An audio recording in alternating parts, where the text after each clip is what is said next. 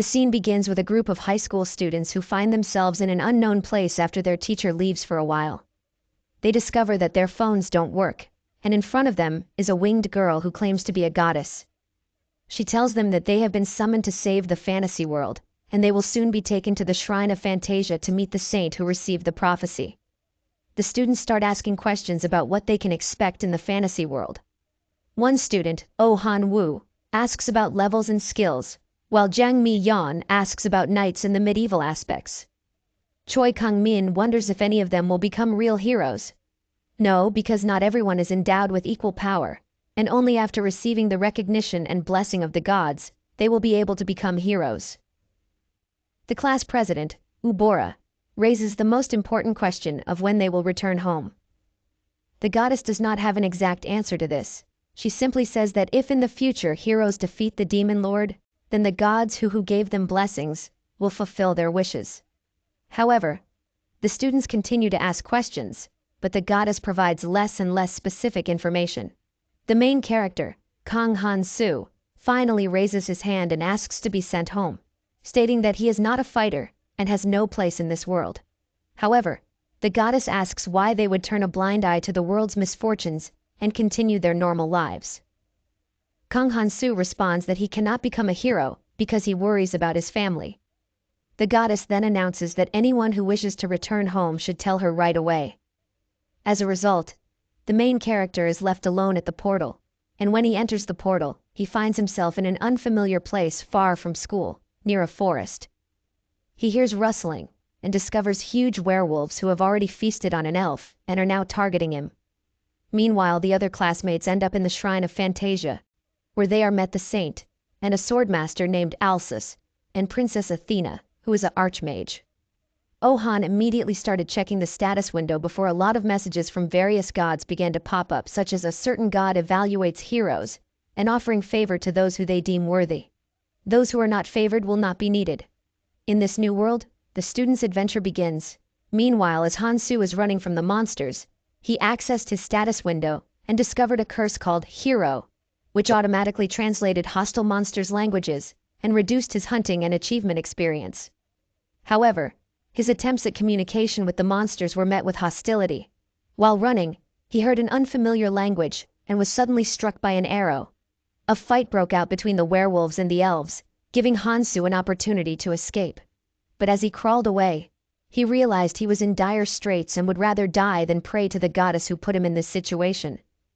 At that moment, a boy looked out from behind a tree, invisible to his eyes. A certain god was peeping. God was already openly spying on him, and the guy being on the verge of death tearfully asked to be saved. Windows with inscriptions continued to appear. At first they asked him why he was alone, and not having received a specific answer, they were confused. There were no other gods here. The word outsider came off the tongue, but the boy in the hood did not understand it. Han-soo, who was lying about being a lone wolf running around in a mountainous area, the god likes this term. Han-soo himself is not the same, but lies in order to get help, and it really works.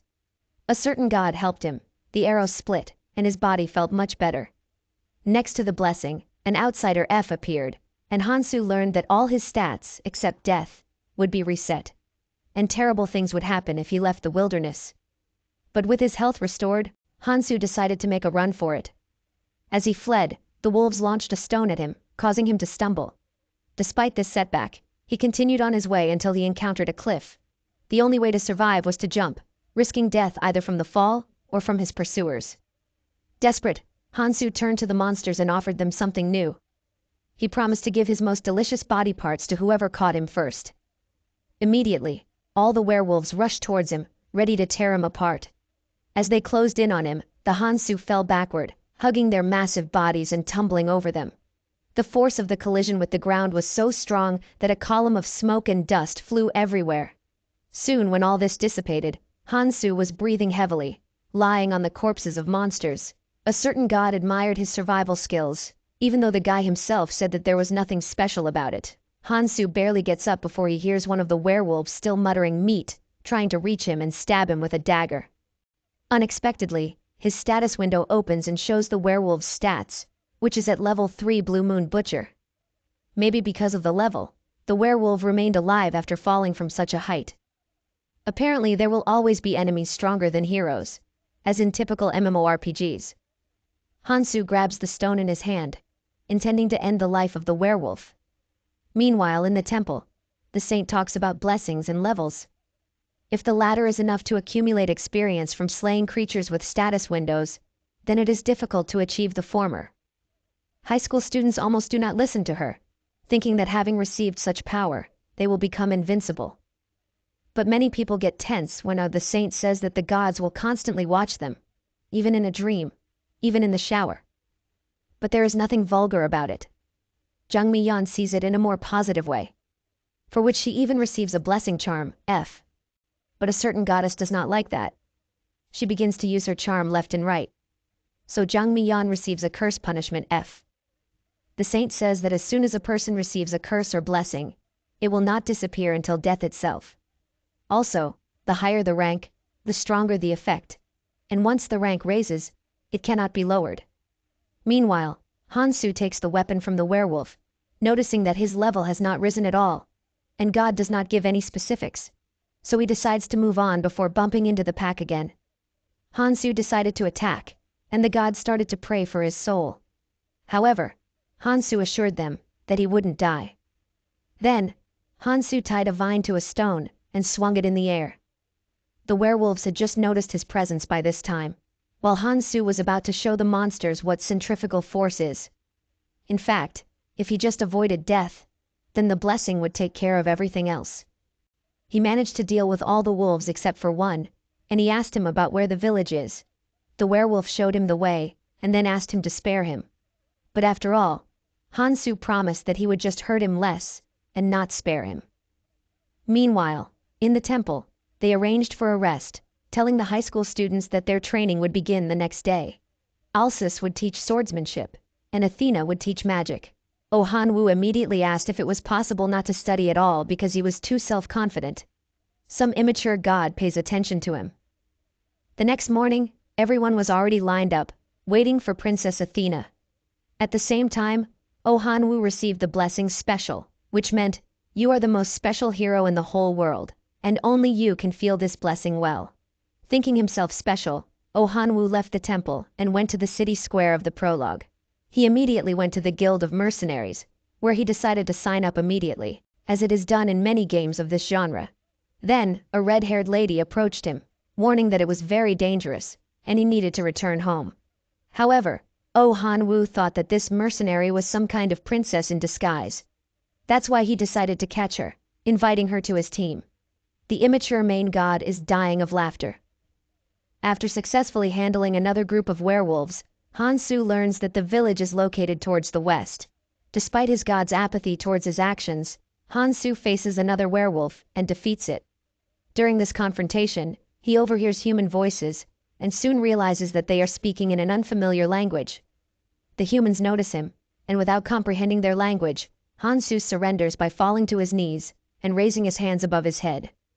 As they set off together, and Hansu managed to explain his name to them with gestures. But he can't understand anything else from someone else's speech. Despite the fact that it seems that his new acquaintances are friendly to him now, God is not happy with this situation at all because the guy does not behave like an outsider. He also talks to them as if they are close. Hansu just shrugs him off and talks about his own things. He also managed to find out other people's names. The big guy with the beard is called Gary, and he is most likely the leader of this group. He also carries a huge sword behind his back. The young man's name is Cole. He laughs quite often, and is also a two-handed man who owns 2 swords. Misa is the girl who wanted to shoot him with a crossbow. She is pointing somewhere in the distance smoke, and if it's not from a fire, then it's from someone's houses. God again notices that he is not behaving like an outsider. Then suddenly, werewolves appear from behind who clearly intend to tear up the entire team. Hansu was about to attack, however. He was outpaced by Cole and Gary, who rushed to the attack. Bad or good, everyone starts to protect him, and even he managed to save Misa from strong jaws during one of the attacks. It seemed that an easy victory was at hand. But for some reason, the group is not particularly happy about it. Despite the protection provided to her, the girl directs her crossbow directly into Hansu's chest and shoots where the heart is. the world disappears before his eyes. The men and the girl are talking about how they considered the kid dangerous, especially when he took out a dagger. But now he can't even be sold into slavery, so they'll just have to sell everything he has. Misa reports that she did not hit the heart, so Cole needs to be more careful. Cole raises one of his swords, ready to deliver the last blow, but abruptly freezes when Hansu's status window pops up in front of him. There are only two reasons for this phenomenon. Either Hansu shared it himself, or he has a special blessing. It is logical that under such circumstances, the target should be alive. Hansu rises with a sharp movement and stabs the swordsman's neck in the same way he eliminates Gary. However, he is shot again by Misa, but that doesn't stop him as he eliminates Misa despite her begging for forgiveness. Then he takes off her uniform and puts it on himself while God laughs and says that he respects Hansu's weird hobby, to which he replies that it's not a hobby. It was just the only armor that suited him. Afterwards, he manages to see Misa's status window. She also had a blessing, but the girl was not a hero. Apparently this was a very common phenomenon. Hansu decides to continue on to the village. The good thing is that the dead carried a bag of coins with them. Meanwhile, magic training is taking place in the temple. Athena claims that talent is really important in magic, which is determined by pedigree and acquired academic connections. However, she also says that it is still possible for a person who has neither one nor the other to become a magician. Since Yubora asked this question, the princess decides to make her her first student and asks her to take an oath using magic. Due to the fact that they have made such a connection, Yubora gets a blessing of rank C. If you don't have parents or a teacher with the blessing of magic, then you won't be able to become a wizard. The lesson continues with the princess using ordinary magic, which is called white magic. There is also black magic that she used without a blessing or talent, which burned her hands. If someone wants to achieve it, then they will have to use their body as fuel. Meanwhile, Hansu gets to the village. Fortunately, he manages to reach the tavern by bribing the guard and enters an inn where he takes a shower. As he is taking a shower, he hears someone talking, which he is able to understand judging by his curse. This is a representative of a hostile race. Hansu gets dressed and grabs his dagger, but he decides to open the door and hide the weapon since he wants a meaningful conversation. A man, who appeared ordinary, introduced himself as the village chief. He checked in after hearing that there was someone who didn't understand their language. The man could also see Hansu's status and advised him to hide it, surprising Hansu. The chief thought Hansu was an elf, but was wrong. The village had been invaded by werewolves who lost their home to greedy fairies, causing many to lose their families. The village was a fort built by those seeking revenge. A certain god for some reason looks very upset. The man asks his last question, why didn't the paralytic drug affect the boy hearing this? Hansu immediately grabs his dagger, pressing the blade to someone else's throat with a sharp movement, but his hand cramps it as useless to resist. Hansu finds himself tied up in an underground basement where the village chief is angry at the elves who are tied up by their legs to the ceiling. He then asks Hansu to look at his status window, in which his name is Crimson, and not only does he have the blessing of madness, but also the curse of elves. The curse says that the village chief has become their enemy, and his lifespan has been shortened. That's why it becomes more difficult to deal with the enemy, especially since he is a black magician. And in order to prolong his life, he needs to sacrifice someone. So he decided to sacrifice Hansu, and promises him to sacrifice him without any pain. Hansu calls out to the village chief, to which he responds with pleasure, rejoicing that Hansu does not start begging for his life. While the village chief is distracted by whipping the still-living elves in bags to death, his actions are completely immoral. So, Hansu decides to take him by trickery. He talks about how he understands what it's like to walk down a path that no one can recognize. The village chief is delighted that now he himself apparently has become an outsider, which means that he should become the only wolf. Actually, that's right. The lunatic still wants to eliminate him. However, after that, for some reason, the village chief becomes more supportive of him and chooses some elf whom he throws off with chains on a circle for sacrifices.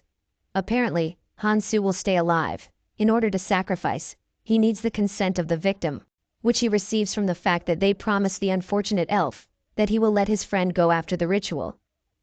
Hansu realizes that for some reason, the village chief is not getting any younger, to which he receives an answer that the village chief in front of him is not a person at all. He says that when he was human, because of the curse, he immediately became sick and old. And if then, a wandering magician who proposed an experiment that makes him half human, half werewolf, a hybrid of those who have a grudge against the blonde-eared creatures, and it seems that this is condescension, because the village chief puts his palm on Hansu's shoulder and says that today is the most wonderful day, and he was finally able to know who he is. And then he adds that he uses the life of Hansu properly. Meanwhile in the temple, we are shown the formation of Princess Athena. She was called the genius of the magic kingdom of archmages, and she herself has always admired hard-working people. Being a princess took up most of her time, but thanks to her talent, she didn't have to put much effort into it. And despite the fact that Yu Bo-ra heard explanations about the academic connection and pedigree, she still wanted to learn the whole skill on her own. That's why the princess chose her as her first student. Later, she explains to Yu Bo-ra that if she wants to strengthen her magic, then she should imitate the magic of her teacher. Thanks to the patronage, the royal family inherited some of the talents of their ancestors. It is because of this that they have been able to use outstanding flame magic for many generations. However, she can also use ice magic and create something out of ice on her own. Then, Zhang Mi-yan raises the question of how to use magic for those who do not have a blessing. A real hum arises during which the princess asks who will become her second student.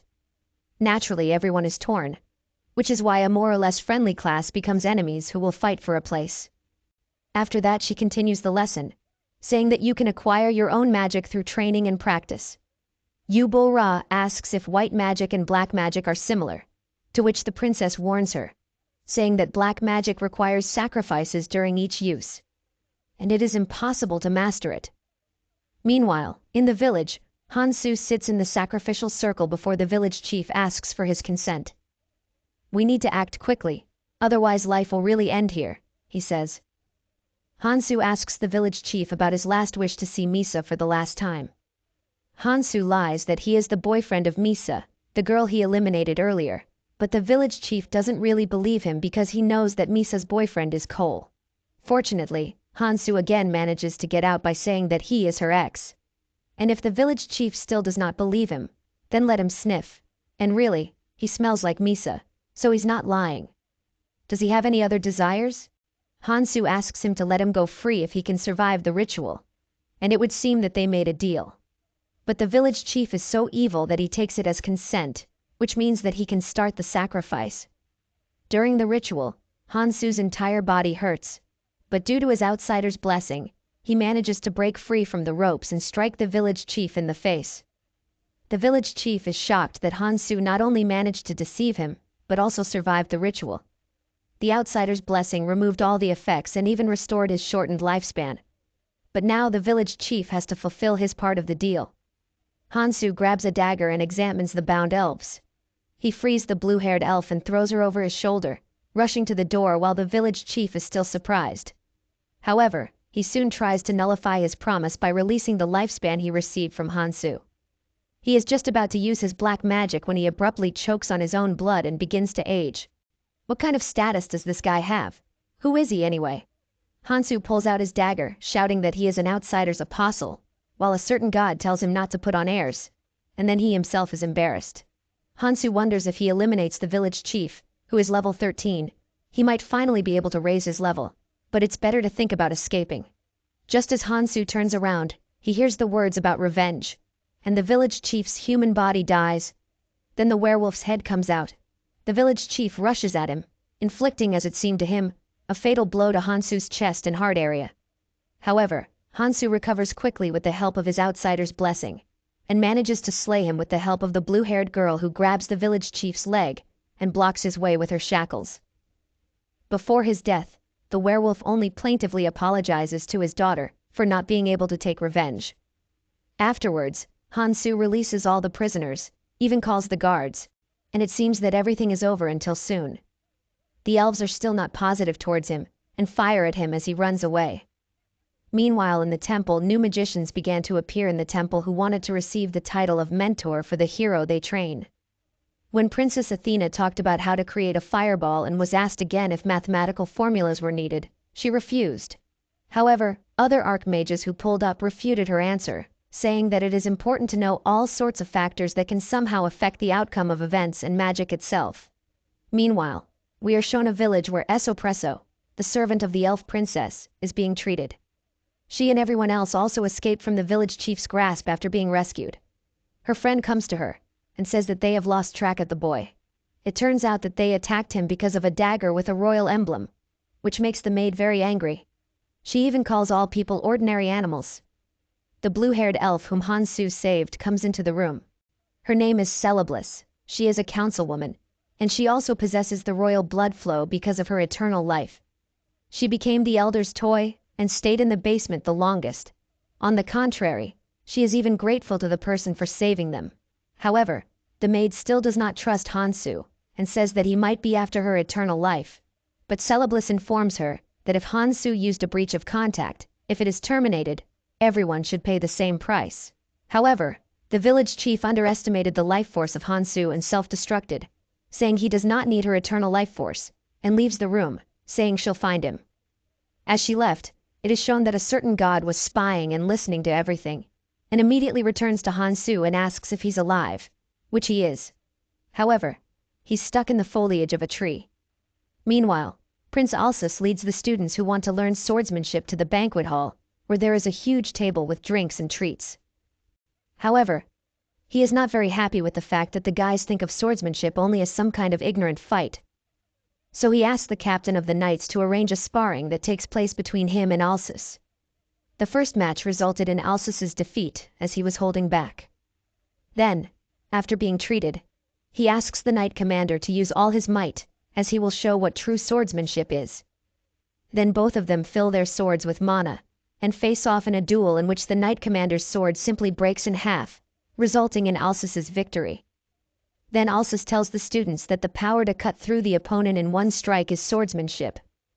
Meanwhile, Hansu was slaying more werewolves. He noticed that it had become easier to defeat them, and his body seemed to have become more nimble than before. He thought that his level might have gone up, but it didn't. He was still level 1. Then, he offered to negotiate with the surviving werewolf. That if he tells him how the werewolves used their swordsmanship like the village chief, Hansu would give him elven meat. The werewolf agreed, and answered that they ate lots of meat to gain power.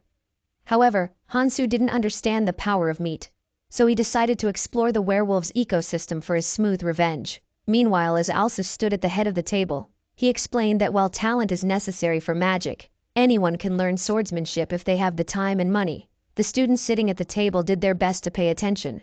Some listened to Alsus, while others argued. Alsus continued to explain but was interrupted by Choi, who loudly placed his empty cup on the table, demanding another drink. Alsus advised him to stop drinking as excessive alcohol consumption reduces efficiency.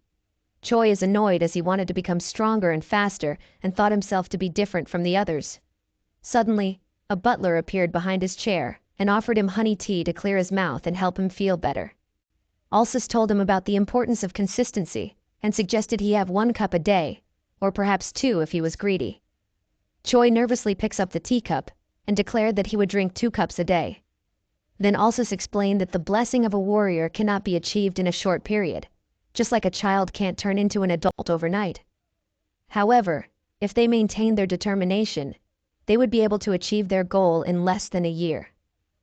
Choi was shocked to learn that it would take so long. Then suddenly, he received a system notification stating that he had received a new blessing, Grit F, which would make him stronger and mightier the longer he fought. The effect would be reset as soon as he was defeated, or his will to fight was broken. At that moment, a certain god of war proudly remarked that it was unimaginable, while another god of martial arts just snorted. Alsus congratulated Choi for receiving the god of war's recognition, and continued to teach about how to hide the status window. Meanwhile, Hansu followed the werewolf for a couple of days to observe the power of the meat. The werewolf kept attacking him whenever it got the chance. However, Hansu easily defeated it, and asked the werewolf why he's so weak despite being level 6. To this it replied he is not weak, it's Hansu who is abnormal. Annoyed, Hansu hit the werewolf and told it to show him the way. As the werewolf guided him to the village while eating meat, Hansu learned a lot from them. He discovered the location of the fairies' village, who had previously ambushed him, and confirmed the village chief's story about the past. He also learned that every time werewolves consumed meat, Their strength slowly rose from their stomachs, causing changes in their bodies. This method was much easier than the village chief's black magic. Suddenly the werewolf went berserk and attacked Hansu. However, by that point, Hansu had already learned everything from the werewolf, including the power of the meat. He then thanked the werewolf and easily slays it using this newfound power. A certain god is surprised to see the changes in Hansu and says that it's the power of meat. Hansu is also surprised by this new power. However, he understands that if he hadn't had the outsider blessing outsider, he would have died, as the new power uses life force. And the outsider blessing creates a loop that resets from the beginning when his strength is depleted. But he thinks it's cool. Afterward, he kept on wandering and defeats many werewolves on the way, eventually reaching the fairy village. He was planning to tunnel through the back, but decided not to, as the security was too tight. Then the certain god kept on kicking him, and told him that now was the right time to go. Hansu follows the instructions and jumps through the wall using his dagger. Then, he assassinates some guards but doesn't feel anything. He understands that these people probably have families to mourn their deaths, just like he has a family. And he almost died without ever seeing them again because of these guys. Hansu is becoming colder. A certain god doesn't like the development. After slaying some more, Hansu is confused because he only sees mercenaries and not a single fairy. While he's thinking, he hears people talking and sees humans moving captives who have bags on their heads. Meanwhile, Esoppresso was sleeping, but she was also caught and taken to the basement where they were held captive. Then she hears the voice of the healer who had healed her earlier. It seems that the villagers want revenge for Crimson, the village chief's death. And they think that if they let the fairies leave, they'll take their home and family again. Then they begin to slaughter the fairies, starting with Esoppresso. All fairies dies except one, Celebliss. They couldn't decide whether to end her life or not, as she is high in the hierarchy, and they'll face consequences if they were to do so. Celebliss also understands their reasons. However, planning to murder Hansu, who is her savior, is unforgivable. They offer to let her go if she keeps what happened here a secret. However, she refuses. The guy raises his sword. She closes her eyes thinking it's her end. But suddenly she hears the commotion and opens her eyes and sees Hansu. Hansu recognized her. But first he dealt with the remaining villagers. He noticed the healer running and swiftly threw his dagger, causing her demise. Celebliss called out to Hansu, but he didn't understand her. She then showed him her stats, which surprised him as he had only one blessing while she had 3 high-ranking blessings, especially the Tamar A. Nonetheless, he didn't understand her motives for showing her stats, but he was able to learn her name and called out to her, to which she nodded and smiled. However, a certain god felt uncomfortable and urged Hansu to remain an outsider. Despite the potential punishment, Hansu decided to help Celebliss, as she had an experience similar to his. As she tries to stand, she stumbled and was about to fall, but Hansu caught her. As they are escaping the village, Hansu noticed that it was too quiet and asked God what could be the reason. However, a certain god was not in the mood to talk to him. So he decided to get rid of the fairy to ease God's anger. But he couldn't trust the villagers, and the forest was full of werewolves. So he left the village sprinting while carrying the fairy. Suddenly she pointed up and said something. Upon looking up, Hansu saw a phoenix. The phoenix landed in front of him, and then Celebliss told him to put her down, which he did, thinking she wanted him to leave her behind while he ran. However, that wasn't the case. Instead, she approached the phoenix and tamed it using her blessing. Then she said something to Hansu, and kissed him, shocking a certain god. Hansu was about to ask her motive, but she jumped on the phoenix, said something to him, and left riding it. A certain god didn't like the scenario, and brought down divine judgment on the sinner by pulling his hair out. Hansu says that he's upset as well, because it was his first kiss. Suddenly his stats open up, and he receives a new blessing, Fairy C, which increases his lifespan and youth. Additionally, all the effects and favorable comments he receives from the fairy are drastically amplified. Hansu quickly understands that the blessing fairy and outsider are similar, but if he were to use both of them together, he can burn a tremendous amount of lifespan and increase his meat power. However, the certain god was not happy with this development, so Hansu says that he's happier now that he has parted ways with the fairy, which makes the god happy again. Meanwhile, Prince Alsus brings the students outside and explains that today, they will increase their levels by hunting monsters. And for their first hunt, the knights will draw the monster here. Princess Athena explains that for mages, blessings are absolutely necessary, and leveling up also increases the blessing's rank. The students are excited about this fantasy-style hunting. One of them notices a slime and rushes to attack it, but is stopped by Alsus and Athena. They explain slime is a beneficial and harmless creature, as they eat all kind of filth, trash, pest, and corpse. Then Alsus explains that today they will hunt level 4 werewolves. Some students show concern as they are only level 1, but Princess Athena assures them that even if they were to die, the Saintess will revive them. And the hunting begins. The students rush to attack, but the werewolves easily defeat them and injure the student's eye.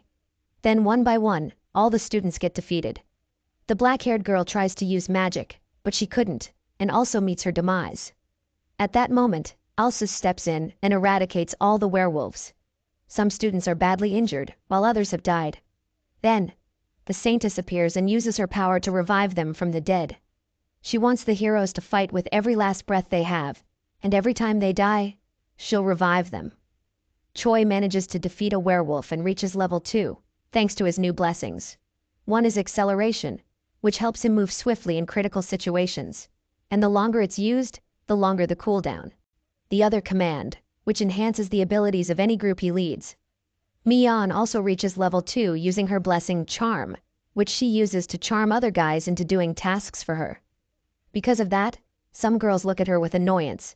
She also receives a new blessing called Color of Beauty, which frees her from ungraceful acts and psychological phenomena, and ensures her physical maintenance is perfect for her. Upon seeing the boys having fun defeating monsters, Choi's teammates switch teams and join Mian's team. Choi then teams up with the other girls who were on bad terms with Mian, all while the gods watch their interactions. On the other hand, Eubora tries to hunt alone and is attacked by a werewolf. Even the gods pity her for being alone. However, she uses her magic to defeat the werewolf and also reaches level 2. She then receives the blessing Martial God, which turns her body into a powerful weapon in all situations, and any weapon she possesses will be restored. While she's distracted, a werewolf attacks her. She quickly uses her new blessing and defeats it, reaching level 3 in the process. After slaying thousands of werewolves, Hansu checked his stats over and over while fighting and even received a curse, Slaughterer E. But he finally realized that he couldn't level up. For some reason, a certain god felt uneasy about this. He thinks that he can't level up because of Goddess's curse. A certain god was acting suspiciously and trying his best to avoid Hansu. He then checks the curse he received earlier, Slaughterer E. This makes friendly races slightly fear him and find him appealing, and increasing the chances of them opposing his cruel actions, which makes him a complete outsider. But a certain god is happy with that. As Hansu is checking the loot he received from the monsters, the werewolves called out from behind intending to take revenge. Among them was a level 9 werewolf. They rushed to attack him and tear him apart, but he easily defeated them. Afterward, he looted every single werewolf and collected a bag full of gold coins. But he couldn't sell them, as he didn't understand human language. While he was thinking about where he could find a translator, a human-looking person called out to him, understanding his language. Hansu rushed to the guy and grabbed him by his collar, asking who he was. The guy replied that he was a demon. Hansu was a bit confused because he thought demons were very powerful, and that's why the goddess summoned them. But this guy looked weak. Upon hearing this, the guy burst into tears and said that he wasn't weak. Instead, Hansu was abnormally strong despite being level 1, which the guy learned using his blessing to check Hansu's stats. The guy also mentioned that he is a dark mage and currently looking for a marriage partner. A certain god urges him to ask the demon more about his personal story. He did so by simultaneously shaking him, which annoyed the demon. The demon then tells him that the stronger a demon is, the more partners they can have. But he is weak, so he ran away as he didn't want to become the 243rd husband of an old demon. Hansu shows his pity, which annoys the demon again. He then asks Hansu how he's moving, as he used a lot of paralysis potions, which pissed him off as he had a similar experience with the village chief. The demon then tries magic to bind him, but he easily breaks free and asks about his relation with the village chief, to which the guy replies that he helped the village chief when he was on the verge of dying, as his backstory was heart-touching. This makes Hansu angry, as he didn't have a pleasant encounter with the village chief. Meanwhile, the Saintess informs the group that the other students have given up, and the remaining funds will be allocated to the remaining students. Suddenly, a knight arrives with news of a level 5 werewolf sighting. Considering that some of the heroes have attained level 5, the Saintess seizes the opportunity, believing it will offer valuable experience. The students prepare for an attack, but as they approach the werewolf, it swiftly closes the distance, launching a fierce assault. While everyone is injured, Yubora attacks it using her flame magic, but she is also defeated and thrown at Mian. Mian uses her blessing charm to buy some time. Then Alsus came to the rescue and swiftly slays the werewolf, saving them. However, today's event left Mian traumatized. After badly beating the demon, Hansu tells him to take him to the city or he'll beat him again.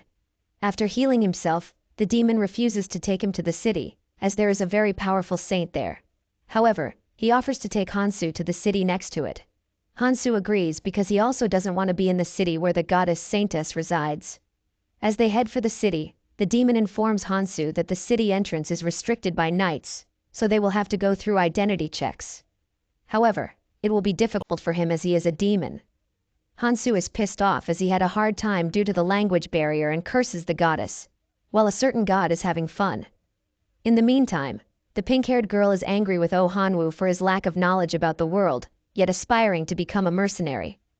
Despite her anger, she has paid for his armor, weapon, and the inn in the past 2 days, leading him to believe it's due to his blessing, special. She tells him to be careful as they are in the territory of orcs who are stronger than werewolves. Oh Hanwoo confidently agrees, while the immature god and the wind god pay attention to him. He is slime rank, which is the lowest rank among mercenaries, but this grants him the mercenary blessing, which rewards him with extra experience points upon quest completion. Failing or giving up would result in a significant loss of experience points. Their quest requires collecting werewolf ears, but they haven't found any werewolves. The girl suggests going to the guild for information, but Oh Hanwoo refuses. Suddenly a werewolf attacks him from behind, but he manages to dodge. Then 2 more werewolves appear from behind and throw rocks at Oh Hanwoo, knocking him unconscious. Upon waking up, the girl informs him that she took care of the werewolves but lost an arm in the process. Feeling responsible, Oh Hanwoo checks his stats, hoping his blessing can heal her arm. She reassures him that it wasn't his fault. Misinterpreting her forgiveness as an effect of his blessing, Oh Hanwoo gets angry at the gods who find it amusing. In response, they curse him, preventing him from peeking at things and increasing the chances of his secrets and weaknesses being revealed. That shatters his dream of traveling with beautiful girls. The girl advises that they leave the forest as it feels ominous. Oh Hanwoo decides to seek help from the saints in the city, promising to fix her arm. Meanwhile, the demon introduced himself as Cogmos, the 23rd child of the 348th wife of the 14th demon king. He preferred to go by his nickname Mos, given to him by his girlfriend who became the 425th wife of the 7th demon king. Although Hansu felt sympathy for Cogmos' backstory, he didn't think Cogmos had it as hard as him. He then informed Hansu that they would be able to leave the forest soon and warned him not to let his guard down as they would be passing through orc territory. Cogmos then spotted many orcs, and they were also able to spot him due to Hansu's glowing red eyes. Although he could hide his eyes, he preferred not to, as they provided him with clear night vision, which he used to assess the orcs' numbers. He then approached the orcs in hopes of conversing with them, but was disappointed to find they were not intelligent. He took out his dagger and easily defeated them, while Cogmos lay on the ground with his legs burning with white flames. He told Hansu to look up, and as he did, he noticed a big white dragon. Cogmos informed him that a saintess was riding the dragon and had attacked him from a distance. Although injuries like this meant little to a demon, injuries inflicted by a saintess took longer to heal. He then asked Hansu to carry him, and although Hansu initially declined, he eventually agreed. As he is walking, Hansu told Cogmos that he had almost become a hero, which shocked him. Although Cogmos had seen the curse hero, he didn't think much of it, as these curses were given to demons when they lost to a hero. The curse made it difficult to level up, making it impossible to take revenge. Cogmos was confused about how Hansu could have gotten this strong despite having a blessing like Outsider, which was more like a curse than a blessing as it reset everything including his stats. A certain god let out a sigh and reminisced about the past. In the temple, the students are frustrated as they keep losing. Then, a knight came and informed Prince Alsus that all the werewolves are annihilated by an unknown culprit, and after analyzing the scene, they discovered that only one person had done it.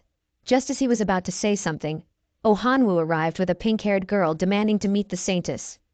Princess Athena recognized the girl and asked what happened, and as they are conversing, the Saintess arrived, disappointed that Ohanwu was still level 1. She checked the girl's stats, in which her name is Arya, and she had a blessing called Nobility B, indicating that she might be a duke's daughter. However, that wasn't enough for the Saintess to heal her hand. Ohanwu argued that Arya had protected him with her life, but the Saintess pointed out that the knights had done the same, so what made her an exception? He then attempted to use his blessing special, but the Saintess easily nullified it. She told him that she received many valuable treasures for her healing abilities, while he couldn't give her anything, and tells him to return after becoming stronger. Eubora raised her hand and asked if she could take Arya as her comrade, and the Saintess agreed as she had potential. She then healed Arya's hand, and Arya thanked Eubora, while Ohanwu was left alone. He was approached by Princess Athena, who thanked him for bringing her childhood friend Arya into the temple, and chose him as her second disciple, resulting in him receiving the blessing magic, and makes him believe that she had a crush on him. He then decided to continue his journey. After defeating many orcs, Hansu takes their sheep and ties Kogmos with them, as he can't always carry him. After a complete recovery, he asks Hansu to untie him, which he does, and asks him how he's hiding his horn, to which he replies that he used a magic spell to hide it. They then notice a carriage being attacked by a group of orcs, but instead of helping them, he decides to watch for now, as he still can't trust humans in this world. The carriage is surrounded by orcs, and 2 girls come out of it. One of them uses fire magic, while the other uses swordsmanship to attack the orcs. Hansu decides to help them, as they look like elites of this world, and getting on good terms with people like them would make his life easier. So, he uses his curse to call out many orcs, but it won't affect humans as they won't understand him. Although a certain god advises him to let them die, he persists in saving them. The orcs notice him beside them and quickly attack, but he easily dodges their attacks and defeats one of them. As he dodges the other orc's attacks, a red orc rushes to attack him but is easily defeated. The soldier thanks Hansu for saving them, and he is able to understand it because he has been learning the human language from Kogmos. A certain god feels uncomfortable with his outsider actions and proposes him to let everyone die. He ignores that and continues to attack the orcs. After defeating all of them, Kogmos informs him that everyone is shocked by his actions. Hansu then asks him to do something about it, so Kogmos introduces himself as a mage, and Hansu as a swordsman from a different continent, so they don't suspect his language issue. One of the girls points out Hansu's curse, Hero, which Kogmos assures her that he's not a demon, and that he also has the blessing Fairy Sea, an amazing symbol of trust, considering that even humans who marry a fairy are E rank at best.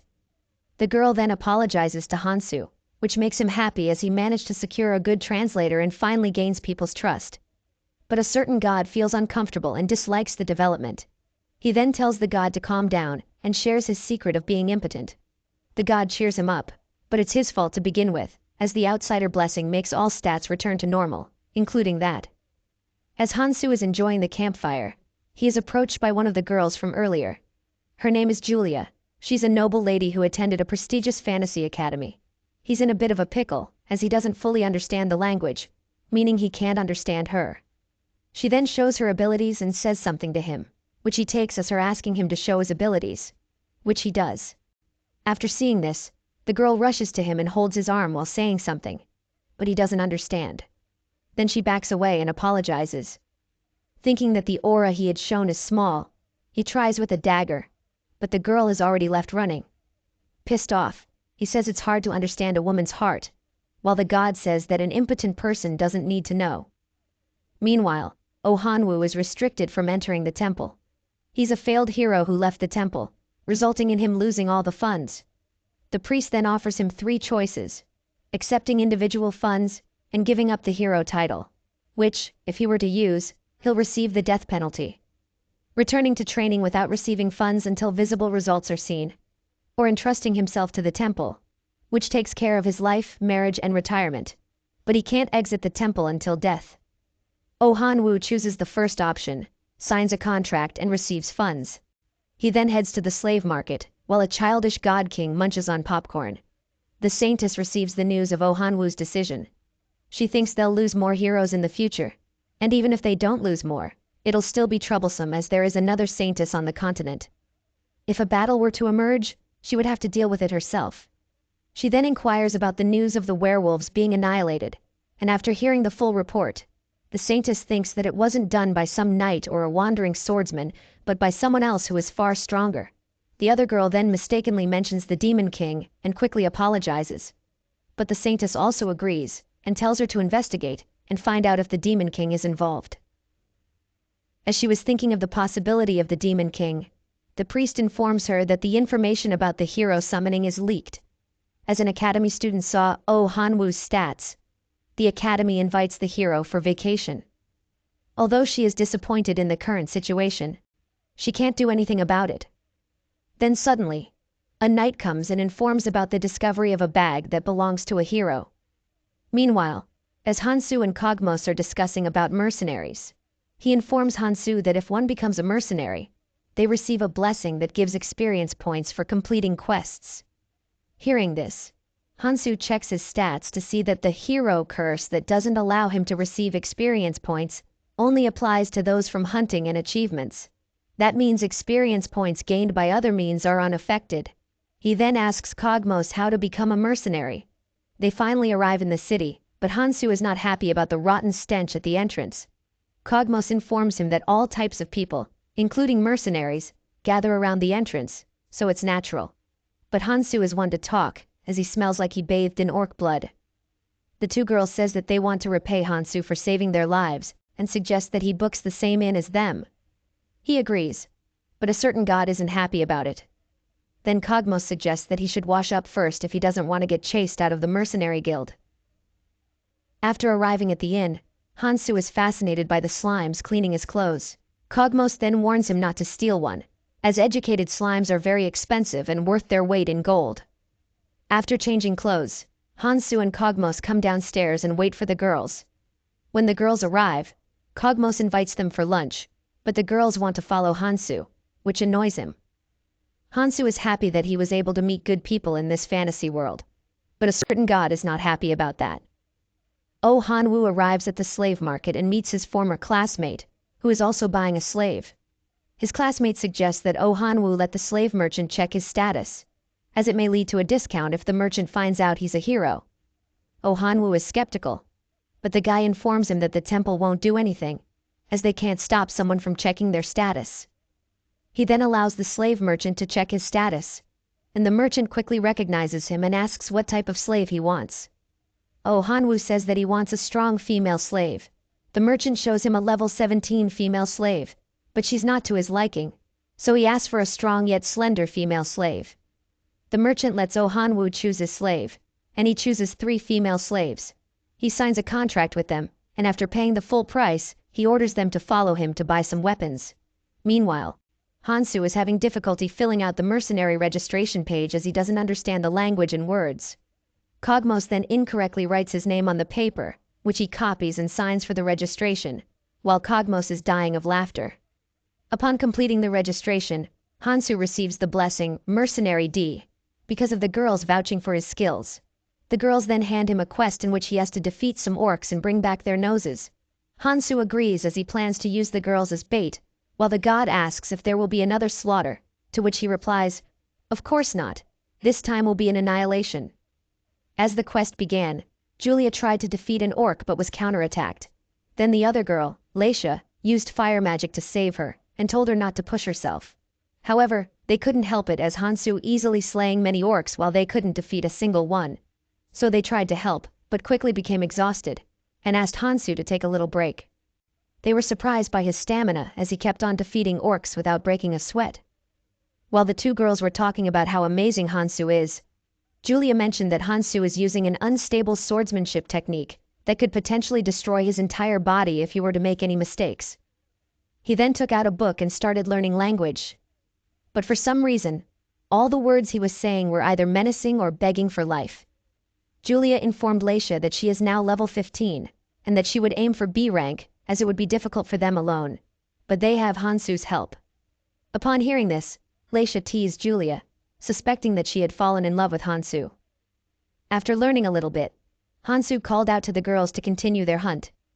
Meanwhile, in the temple, the knight showed Saint the bag that they found in the werewolves' forest. She then asked the knight if Prince Alsus knows about this, to which he replied that he doesn't. She then threatened the knight that if he were to leak the information, he would receive death penalty. She noticed a badge that had a name written on it, and called her subordinate to learn letters from the heroes and identify the belongings. As the existence of the bag was clearly a mistake of the goddess who was known to be perfect, she decided to cover it up. Her subordinate then informed her about the situation in the fairy village, and after interrogating the villagers, they learned that the person who helped the fairies called himself Outsider. Confused by this, she ordered her subordinate to get a sketch of what the outsider looked like. At the same time, Hansu was learning language from picture books while everyone else was sleeping. A certain god is fascinated by cute picture books. Then Hansu asked where all the other gods were so he could avoid them, to which the god pointed in a direction. Hansu quickly figured out that in that direction might be the saintess that Kogmos mentioned, so he decided to run in the opposite direction until he became strong. God then told him to change the page, which he declined as he hadn't memorized that part yet. God then put pressure on him, making him agree, but Hansu said that it was not the right time as they were surrounded. He then woke up Kogmos and the other girls, then informs them that they were surrounded. Then all the men came out, and their leader told Hansu to hand over his spoils and leave the girls behind. Hansu was pissed as people kept trying to harm him. He then used his curse to summon orcs and rushed at the leader of the group, easily defeating him while others fought with orcs. Suddenly, he was attacked from behind by the leader, but he quickly healed himself with his blessing Outsider, and finishes him while others dealt with the remaining people. Afterward, they arrived at the mercenary guild and handed over the orc's nose to the receptionist. He then shares the proof of quest completion with the girls. They thanked Hansu as with his help they were able to level up. Seeing that even mediocre demon Kogmos had leveled up, Hansu checked his stats, only to find out that he was still level 1. He then turned to God while she tried her best to avoid him.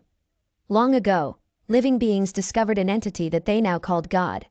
They sought the help of God, and through that assistance, gods felt the meaning and joy of existence. However, the number of gods slowly increased, and each had their own way of helping, as if they were competing with each other. Living beings who received blessings from gods grew in different ways, while those who were unable to acknowledge each other fell into conflict and died in vain. A certain god noticed a blonde-haired boy who was dying and asked if he wanted to live. Tearfully, the boy asked to be saved, and God helped him by turning him into a child and giving him to his parents, who happily accepted the boy. God was proud of their result. After a long time passed, God visited the blonde-haired boy and asked how he was doing. The boy, who had lost the woman he loved because he had turned into a child, cursed at the god.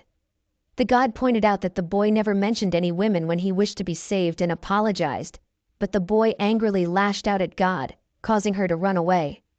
She couldn't figure out what she had done wrong. Meanwhile, other gods blessed countless lives, but they all resented the outsider god, though she couldn't understand why. As time passed, more and more living beings viewed God as a tool. So all the gods made new rules and adapted to the new order, except for one god. God noticed a man dying. The man's name was Cain, and he was level 38 with many high-ranking blessings. But he was going to die. Then, a certain god asked if he wanted to live. The man quickly said yes, but God warned him that he would lose everything in the process. The guy accepts it as it's better than dying. God was overjoyed to realize that she was still needed in this world and healed the guy. But in the process, he lost his level and was now level 1. Despite this setback, he did not lose hope, knowing that he could always start anew.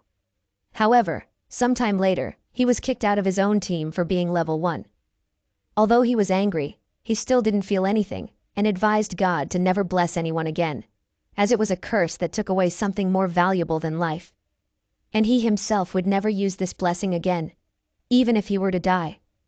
This revelation shocked God, and she finally acknowledged that she was no longer needed in this world.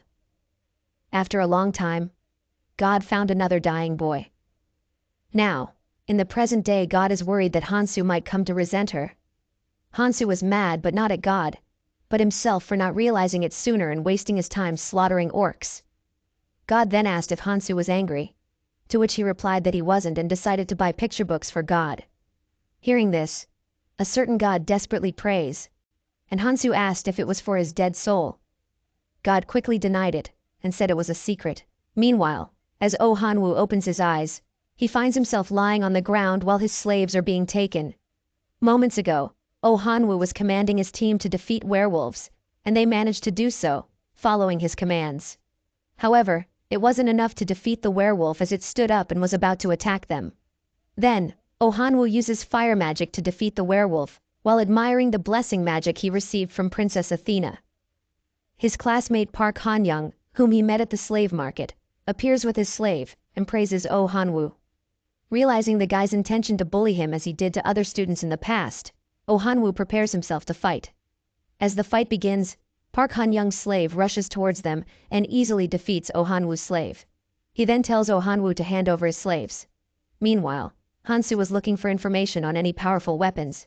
Then Kogmos informed him that all the weapons like that had already been confiscated, and those that weren't confiscated are being guarded by the nation's guard. Upon hearing this, Hansu went outside for some fresh air. He was devastated because he couldn't level up, and there were no weapons that could make him strong. While the god cheered him up, an orc called out to him from behind, demanding that he hand over everything he had. Pissed off with his current situation, Hansu attacked the orc and kept on punching him while asking why there weren't any relics.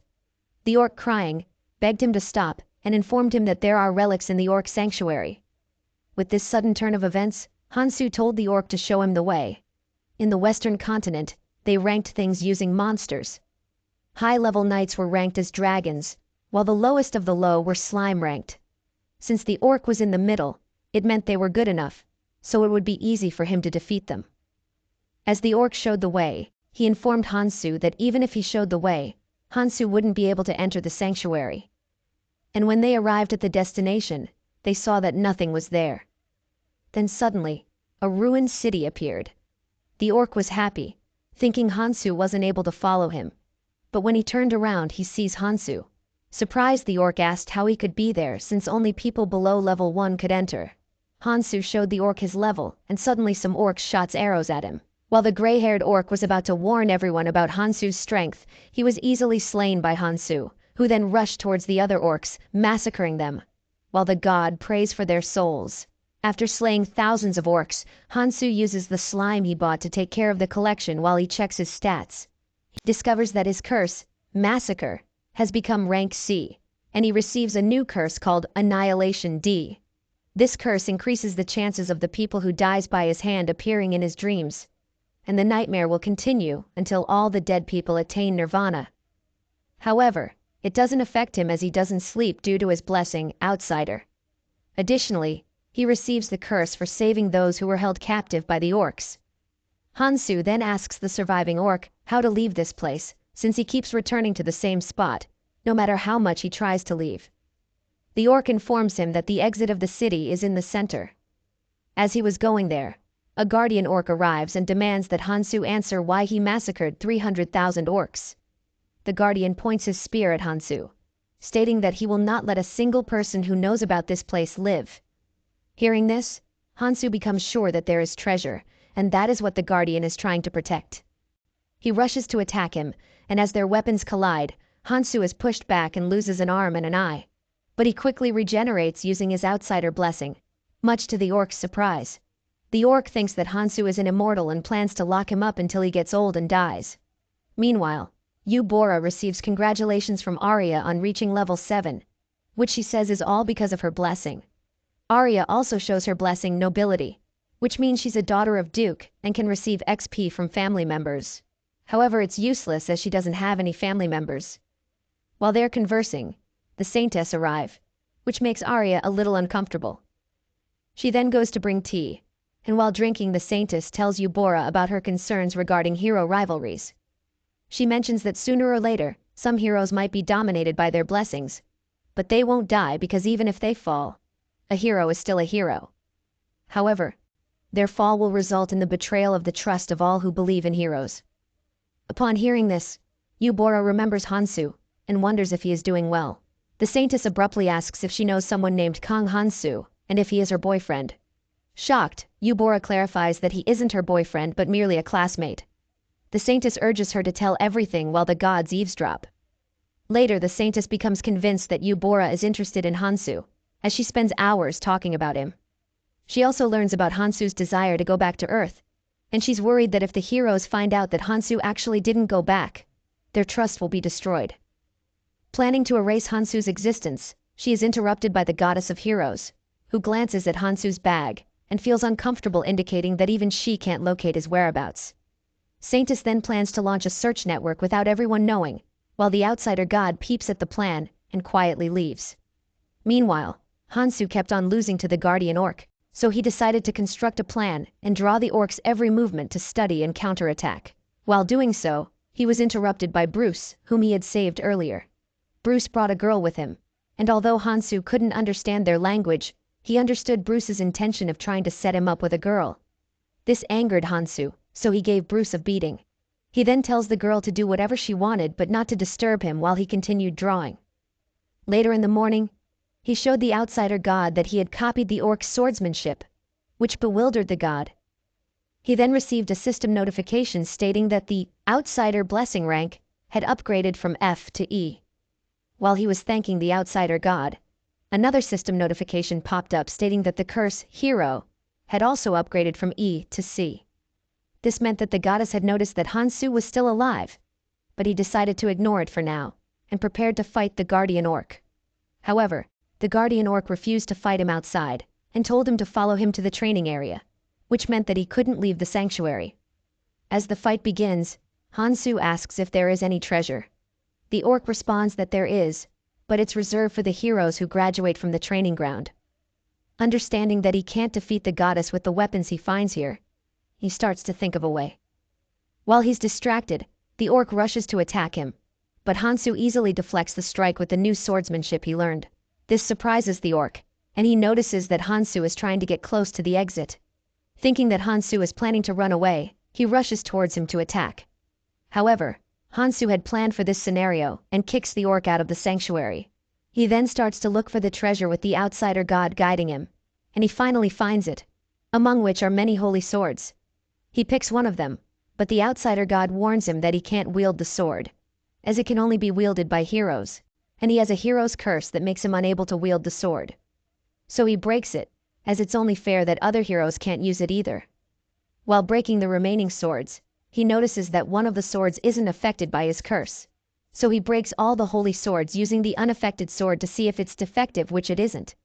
While celebrating his new sword, he receives a new curse called Holy Sword, E. At the same time, Choi completed his hunting for the day and checked his stats. He received numerous blessings and planned to use them in the upcoming tournament to win and obtain the prized Holy Sword. On the other hand, Mion didn't want to fight as she had dreamt of being surrounded by handsome knights. But in reality, she found herself surrounded by average-looking guys. She informed them about the temple's plan to send 4 highly skilled heroes to the academy and expressed her desire to attend it with them. One guy pointed out that there would be bloodshed within the faction, but he was still willing to join. However, the other guy refused, stating that Mion planned to go out with a prince riding a white horse. Mion assured them that she wouldn't break her promise and said she would grant their wishes if she were to do so. All of them agreed to join her. Meanwhile, Hansu checks the new curse Holy Sword, which made all the holy swords around him stronger by using the maker's blood and tears. It would be difficult for him to destroy or seal the holy sword. Seeing this, Hansu felt confused, as it was the only holy sword left, and the curse only applied to it, which makes it stronger. Later, as he was leaving, the guardian orc appeared. The orc looked older due to leaving the sanctuary.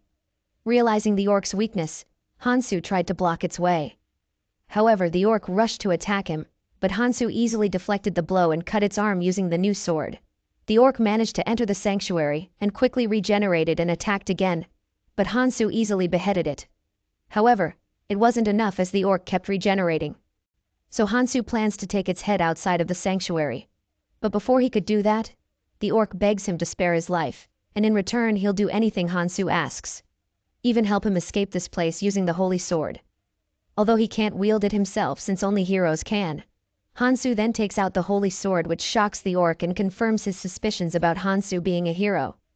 The orc shows Hansu his stats, in which he also has the hero's curse and ruin curse that make him unable to leave the ruin. He explains that inside the ruin he is immortal, because he is the last strong opponent to test the new heroes, and despite being so strong he lost.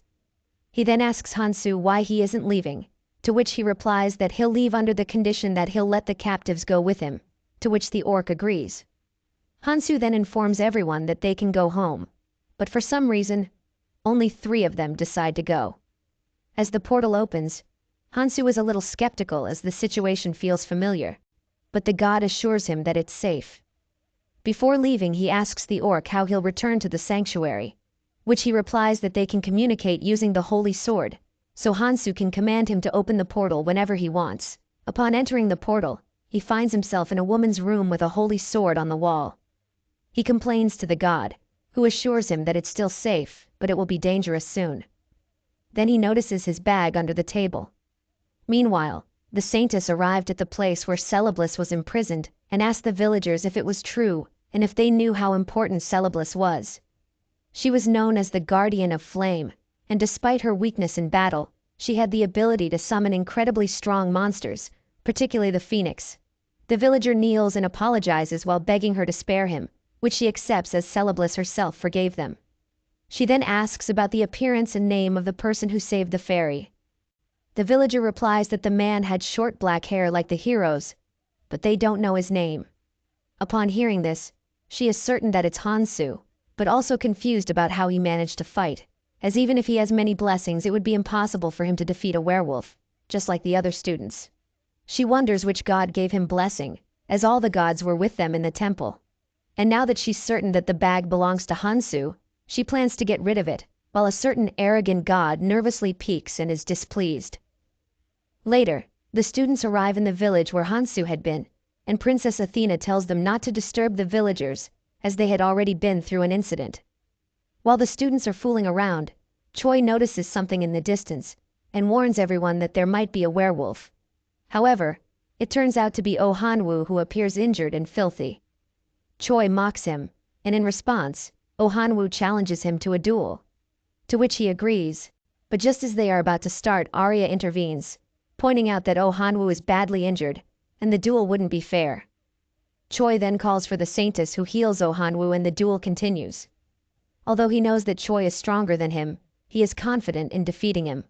A few days ago, after Park Han-young took his slave, he received a new blessing, revenge, that makes him as strong as his target of revenge.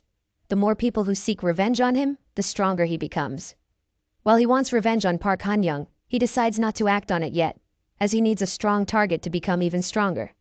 He chooses Choi as his opponent, since he is the strongest among the students. As the duel begins, Oh Han-woo barely manages to block Choi's sword and uses fire magic to counterattack, which Choi easily dodges. Angered, Oh Han-woo hurls fireballs at Choi, but they have no effect. Just as he is about to deliver the final blow, Oh Han-woo's blessing special activates, causing a massive explosion that results in a tie in the duel. Meanwhile, Hansu finally arrived at the inn where he was staying and met Kogmos, which surprised him as he didn't run away. Kogmos replied that he wanted to leave but he couldn't, because Prince Alsus, the 3rd strongest knight, was present in the kingdom and wanted to meet Hansu. Kogmos also warned him not to mention anything about him, as Alsus was a paladin blessed by the saints and would easily identify Kogmos as a demon. Upon hearing about the saints, Hansu decided to avoid the meeting, stating that he wouldn't go because he couldn't understand their language. Suddenly, Julia and Leisha arrived, who would take him to Prince Alsus and help with communication. Leisha noticed that Hansu had received a new curse, to which he replied that he got it while hunting. Kogmos planned to leave Hansu, as staying together for too long would result in him dying without getting married. However, Hansu didn't want to let him go as he needed someone to translate for him. Kogmos then advised him to buy a slave who could translate.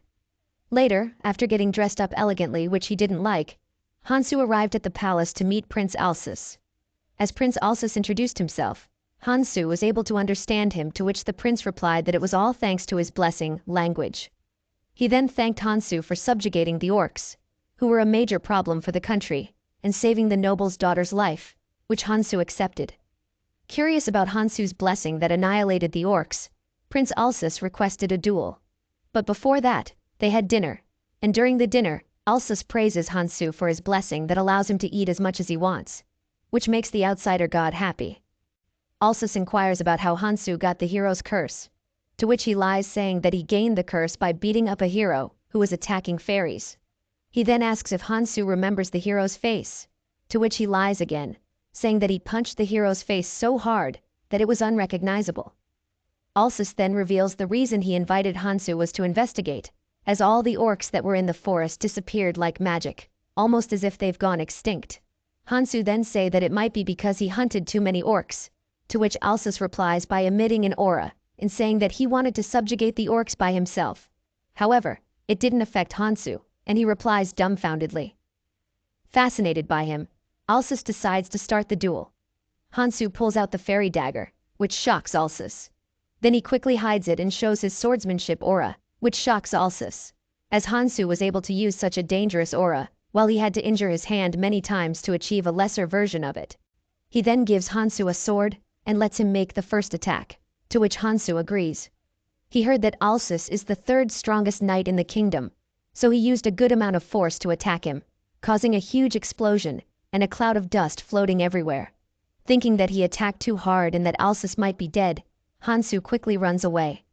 But Alsus didn't die, as he used up all of his mana to block Hansu's attack, and is shocked that his sword was easily sliced. He then asked the girls to help him meet Hansu again, and apologize, as he had almost made him feel guilty for his death. The girls accepted and rushed to the inn where Hansu was staying. Meanwhile, the saints arrived at the temple, and noticed that Hansu's bag had been stolen while everything else was fine. Then the goddess appeared, speechless with the current situation, and said she should have gotten rid of the bag beforehand. The goddess asked the saintess about her next move, and if there was any way to find the bag. Pissed off with the continuous nagging, she told the goddess to find the bag herself. Upon hearing this, the goddess left. She then received a message from Prince Alsus, who informed her of the current situation regarding the extinction of the orcs. After interrogating the orcs with the language blessing, they learned that it had been done by a demon, though it had not been confirmed yet. He also informed her about a hero who had attacked a fairy, and both of them thought that it was Hanwu. Meanwhile, Hansu, who believed that he had murdered Prince Alsus and feared being executed, planned to leave the country. He opened a portal to the sanctuary, and before leaving he told Cogmos to meet him at the city's northern gate. Upon entering the sanctuary through the portal, he met Bruce, who had decided to stay in the sanctuary. Hansu then asked Bruce to help him move stuff, and told the orc not to do anything to the citizens, since they would be helping him. The orc agreed because if he didn't, he would die. Hansu then met up with Cogmos and explained the situation to him. Cogmos advised him that they should head north, where the biggest slave market on the continent was located, and they could buy slaves. However, because Hansu had taken all his things, he wasn't able to buy even a horse to travel. So Hansu decided to carry Cogmos and run, which he didn't like because it was embarrassing. During their journey, Cogmos was starving, so Hansu used his sword to command the orc and opened a portal that provided them with food. After they finished eating, he threw the plates into the portal again, which shocked Cogmos since he had never seen that type of magic before. Hansu replied that it was only him who didn't know about it. Later they arrived in the city, and Cogmos told Hansu that he wouldn't run away, so he demanded his stuff back, which he refused, and instead commanded the sword to give him his bag. Realizing that Hansu hadn't learned magic, but was using the sword to summon the portal, Cogmos decided to take a closer look at the sword. As he held the sword to examine it for any spatial spells, he received an electric shock, and realized that it was a holy sword that couldn't be wielded by a demon. Upon arriving at the market, Hansu noticed a slave girl being abused by her master. Cogmos then informed him that it was all an act to manipulate weak-minded people into buying slaves, and he commented that the girl's skin was too good for someone being mistreated.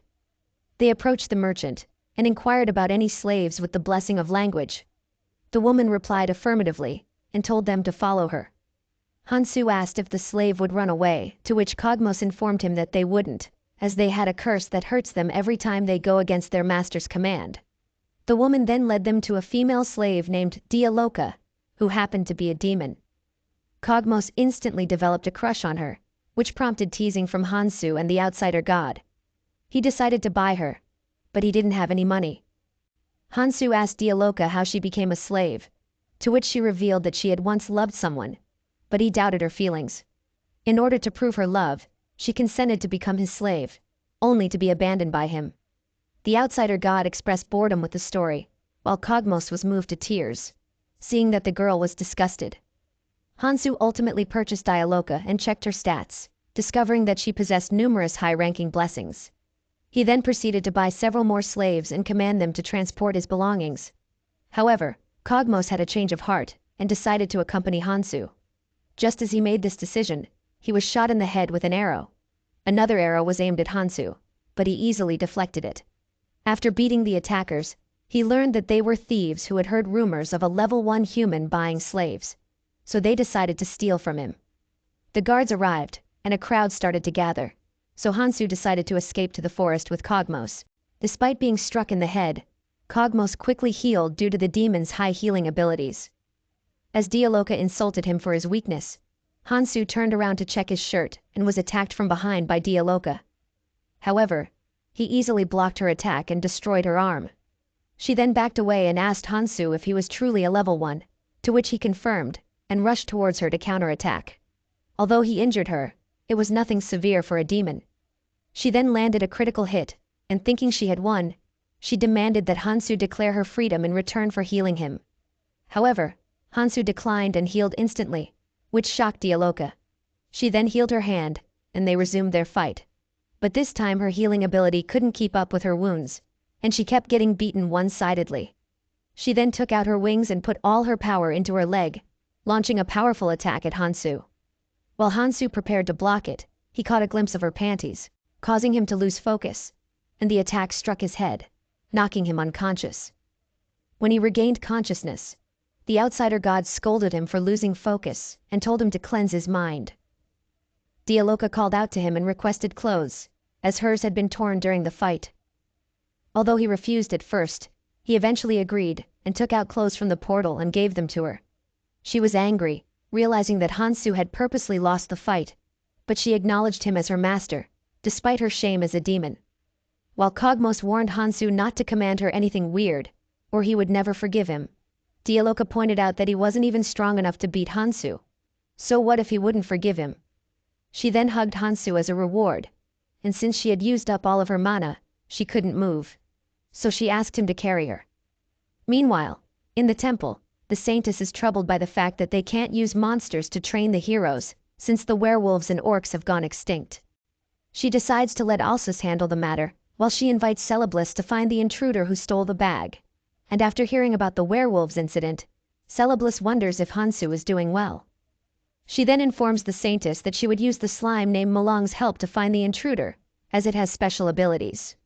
When she commands Malang to find the intruder, it says that the intruder had used a similar holy sword hanging on the wall to open a portal and ran away.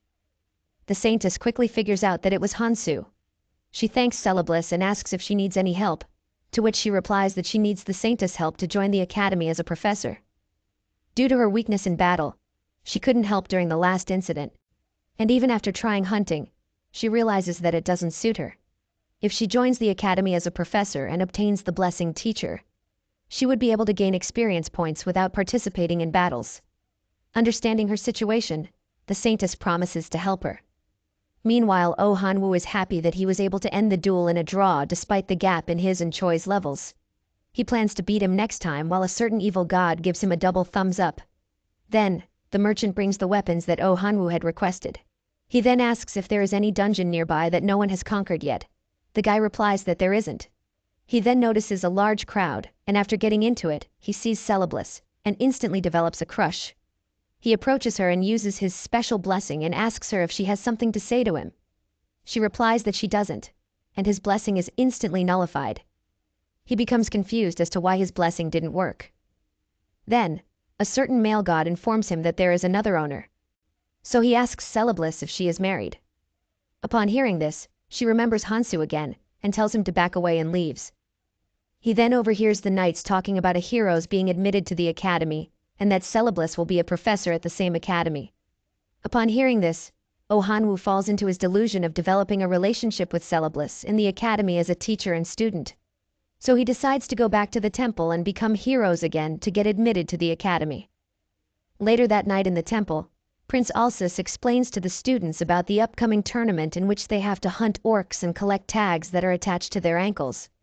To prepare for the tournament, they had released a great number of orcs in the forest, which is marked on the map.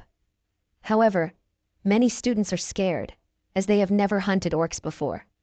Prince Alsus reassures them that it doesn't matter what method they use to win, as the one who brings the most tags will be the winner and receive the grand prize, a one-of-a-kind hero's sword. Choi is determined to win the tournament to wash away the humiliation he received from Oh Han-woo. While Choi is thinking about this, Oh Han-woo appears and declares that he will return to being a hero since his skill level is high enough to participate in the tournament.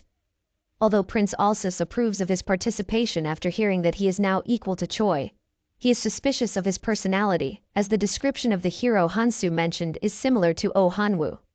So he asks him if he remembers any incident involving a fairy, which Oh Han-woo mistakes as the time he approached Celeblus using his blessing. He tries to explain to Alsus that it was a misunderstanding and he just wanted to help her. This makes Alsus certain that the hero Hansu mentioned is Oh Han-woo. He then tells him to return the money he received upon giving up the hero's title. Oh Han-woo lies and claims that he used up all of the money in his training. To verify this, Alsus challenges him to a spar, to which he arrogantly agrees, and as the fight begins, he uses his fire magic to attack Alsus, but is easily defeated.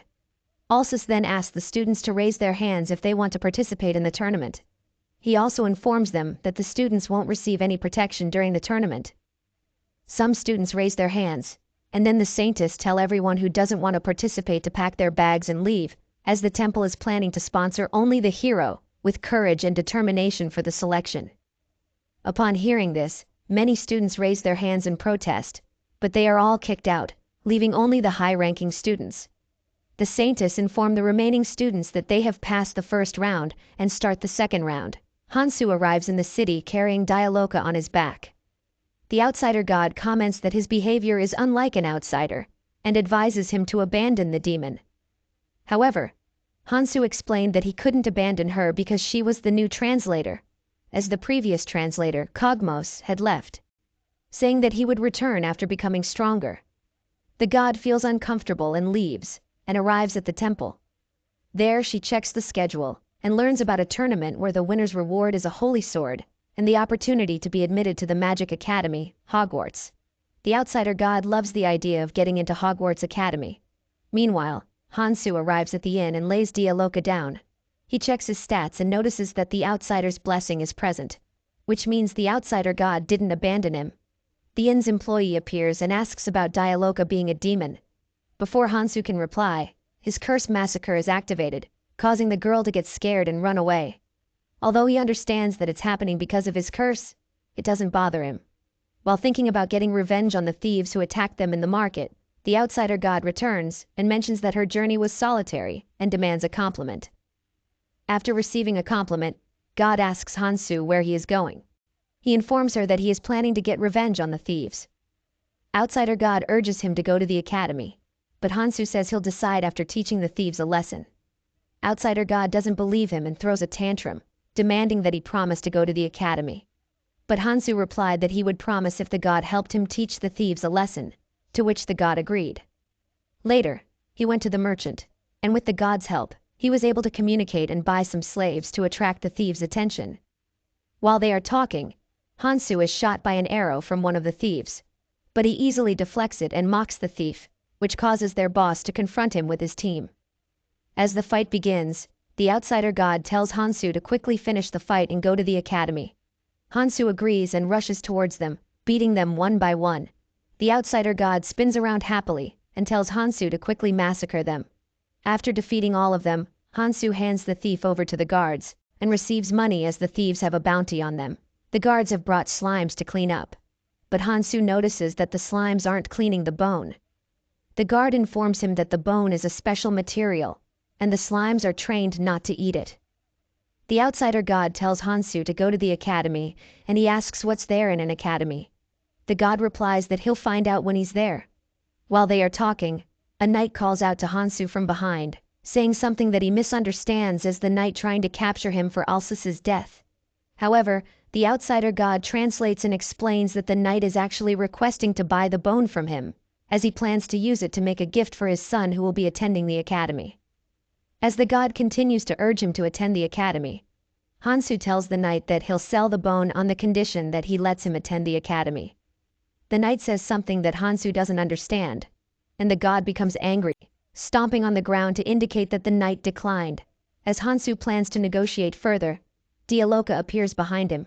Seeing a demon, the knight was about to unsheath his sword as demons are their natural enemies, but quickly realizes that she is Hansu's slave, as she keeps calling him master. The outsider god urges Hansu to negotiate quickly, but when no results are achieved, the god comes up with a plan and goes somewhere. A few moments later, a giant red dragon appears, and as it gives a menacing speech to the humans, it realizes that its level is 1. Hansu quickly figures out that it was the outsider god's doing. Angry that its level was reduced to 1, the dragon breathed fire into the city, and the knight rushed to attack it. The outsider god suggested to Hansu that he defeat the dragon quickly, and showcase his skills to the knight in order to gain the knight's recognition and enter the academy. Understanding the god's intention, Hansu drew his sword, which Dialoka instantly recognized as the holy sword, and she asked Hansu if he was a hero, to which he replied that he isn't and that the sword is defective. As the dragon continued to breathe fire, soldiers prepared their bows and shot arrows at the dragon, further angering it because it was being attacked by mere humans. Just as the dragon was about to breathe fire at the soldiers, the knight arrived and used his sword to block the breath, surprising Hansu, as he didn't expect the knight to be able to block it. Dialoka then informed him that it was expected since the knight was a protector of the country, and the dragon wasn't in normal condition. Although the knight managed to protect some soldiers, he couldn't save those who were crushed by the dragon's claw. As the dragon slew more humans, it realized that it could level up, so it planned to massacre the entire city to regain its levels. Hansu commanded Dialoka to distract the dragon while he prepared to slay it, which she accepted, and rushed towards the dragon. In a short amount of time, the dragon had already reached level 27. As Dialoka approached the dragon, it quickly recognized her as a high-ranking demon and planned to use her as experience material. She began collecting mana and used it to throw a beam at the dragon, piercing its wings and injuring it. This enraged the dragon, and it breathed flames at her, but she used mana to create a shield and barely managed to block it. While Hansu is scolded by the outsider god for not acting quickly, he tells the god to be quiet and uses his blessings, outsider, fairy, and the curse, holy sword, to launch an ultimate attack that easily beheads the dragon, causing its demise. This shocks both Dialoka and the outsider god. Before dying, the dragon learns Hansu's level and feels humiliated to be defeated by a level 1 human, so it gives Hansu a curse called King's Wrath, which provokes nearby dragons. If his life is in danger, he will be attacked by dragons. While devastated by receiving another curse, Hansu notices Dialoka's happiness upon seeing her stats. He asks how she can be happy when her master is cursed, to which she replies that it's not the case. Instead, she received a blessing called King's Wrath that puts pressure on nearby dragons, and if her life is endangered, the dragons will protect her. Hansu then turns to the knight, who quickly looks away, indicating that even he received that blessing, which causes him to become more depressed, while the outsider god praises him with a bright smile. Later, Hansu uses slime to manage the collection, but is disappointed that he has to give everything up to the kingdom. If he doesn't, he might get executed, or even worse, caught by the evil god. Meanwhile, the citizens cheer for the knight as he parades the dragon's head around the city. Later that night, Hansu tells Dialoka to inform the knight that he will be giving all of his loot to the city's restoration and the families of the deceased. However, Dialoka twists some words while conveying the message. Hansu then notices a cloud forming above them, which transforms into a bone dragon. Dialoka informs him that it might be the dragon's soul harboring rage towards him, summoned as a physical entity. Hansu thinks that it's not a threat to him as he already defeated a living dragon, and this is just a bone dragon. Meanwhile, in the temple, the saintess announced the tournament, and the nobles argued about which hero was stronger. Arya hid behind Eubora and informed her that her mother was looking directly at them from the VIP seat. Arya hadn't seen her mother since she left home. Eubora encourages her to be bolder, because if she keeps hiding, her mother might be disappointed. Arya agrees and decides not to hide anymore. She then asks Yubora if she would help another hero in trouble, to which Yubora replies that she would because it's something Hansu would do as well. Realizing she thought out loud, she quickly tries to hide her emotions. As the Saintess starts the tournament, Choi and his team rush to a carriage they had prepared beforehand, while Yubora uses her blessing sprint to run faster, carrying Arya. Mion also prepared a carriage and left with her teammates. Later, the Saintess's subordinate informs her that the Red Dragon King, Al-Kaiser, has been resurrected. The Saintess quickly recognizes it as she had defeated the dragon alongside a hero hundreds of years ago. Her subordinate thinks that a god might have resurrected the dragon, but she disagrees. The gods would never do such a thing without a reason, and there wasn't even a hero present at the location. She quickly realizes that all the heroes are in the tournament, except for Kang Hansu, and she suspects that there is a god helping him hide from the goddess of heroes. As she went in panic mode, her subordinate informs her that the dragon has already been subjugated. The dragon was at a level where a knight could stop its breath. Hearing this, she concludes that it is not the Dragon King because it's impossible for a knight to stop a Dragon King's breath. She decides to put the matter aside and focus on the tournament instead. At the same time, Oh Hanwoo didn't get a single carriage. Then Julia called out to him, asking what a hero was doing there. As Oh Hanwoo looked at her, he couldn't see her body or her stats because of his curse see-through. He then used his special blessing on Julia, which compelled her to give him a ride, and they set off for the Orcs forest. Meanwhile, the city where Hansu had been was destroyed, and Dialoka was badly injured. Hansu was angry for some reason while two bone dragons fought above him. A few moments ago, as Hansu slew the first bone dragon, his blessings Outsider and King's Wrath simultaneously activated, causing him to summon many skeleton dragons that were after his life. As the knight was attacked, his blessing King's Wrath activated, and another bone dragon was summoned to protect him, causing the dragons to fight each other. At some point, even Dialoka got knocked up. Hansu then decided to finish it, and used his sword to slay all of the dragons at once. After all the dragons had died, Dialoka asked Hansu if he knew what caused this, to which he replied that it was because of his blessing Outsider. Unlike werewolves who get their power by eating meat, he gets his powers by using his life force. King's Wrath curse triggers every time his life is in danger. An Outsider, which resets his stats, causes an infinite loop that keeps summoning dragons. But at some point, even his curse got reset and stopped. As the dragon bone was still a rare material, Hansu decided to give all of it to Dialoka. Then, the knight rose up from the grave of bones, and requested Hansu to go to the academy together with his son, which made the Outsider god extremely happy, and praised themselves for the perfect plan. Having no other choice, Hansu accepted the invitation, and arrived at the knight's mansion to meet his son. During their dinner, Dialoka translated the knight's words, and explained that he wants Hansu to go to the academy with his oldest son, instead of the youngest.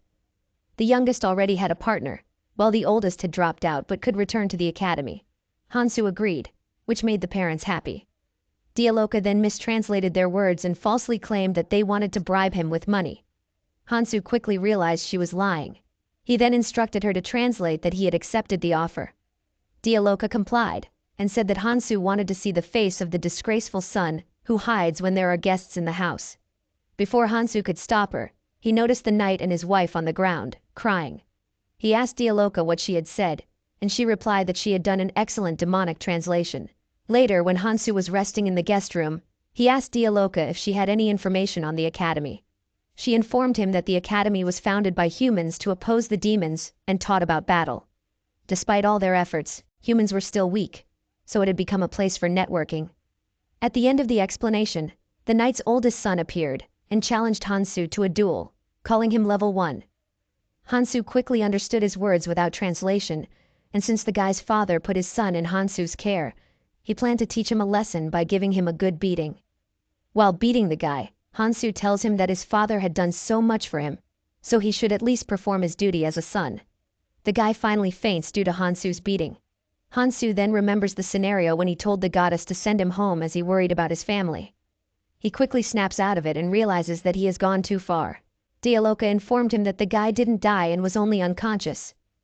Later, when the guy regained consciousness, he quickly tried to run away, but he was shot by Dialoka's mana and fell unconscious again. Hansu then asked Dialoka what they should do with him. to which she suggested that they should make his body unrecognizable to avoid being executed. Hansu quickly declined and took him to the knight, who brought a healer to heal his son. Upon waking up, the guy quickly tried to attack Hansu. Seeing that the guy hadn't learned his lesson, Hansu used his Curse King's wrath to summon a bone dragon and got crushed in its jaw, which scared the guy. Hansu then broke the dragon's teeth and emerged from it, saying that they would be good friends.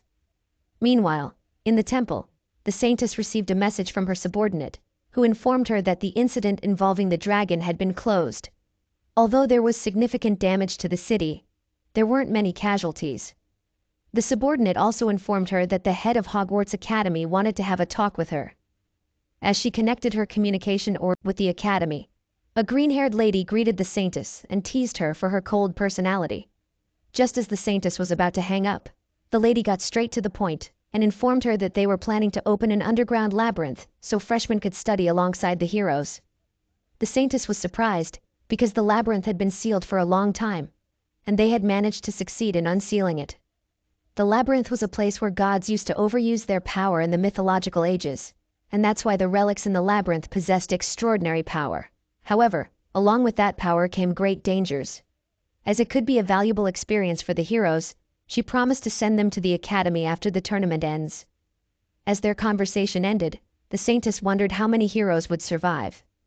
Meanwhile, Julia introduces Leisha to Oh Han-woo, and as he greets her, he falls into a delusion of having them fall in love with him. However, Leisha doesn't reciprocate his feelings. She quickly understands the context of the tournament and checks Oh Han-woo's blessings. She notices that he has many low-rank blessings despite being just level 6, so she mistakes him for someone chosen by the gods. However, she isn't that impressed, as she has already seen Hansu, who is far more capable. Later that night, they didn't find any orcs. After analyzing the surroundings, Leisha figures out that another party must have arrived before them. Looking at the slime that is still cleaning up the area, it means that the party must be nearby. As Julia follows the slimes, she comes across orc bodies. After analyzing their burns and cuts, Julia quickly deduces that the team must consist of a swordsman and a sorcerer. Suddenly, Oh Han-woo hears the sound of someone fighting.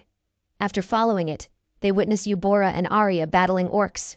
Eubora uses her fire magic while Arya uses her swordsmanship. As Arya is about to be attacked, Eubora uses her warrior blessing to block the blow and easily defeats the orc. Oh Han-woo calls out to Eubora, questioning how a meat class president could be so strong. She replies that excellent students with high overall performance always become class presidents, and it's the same here. The only difference is that this is happening in a fantasy world. Oh Han-woo refuses to believe this, as he read in the novel that only protagonists are supposed to be strong. A certain male god shakes their head, and the childish god lightly agrees with them.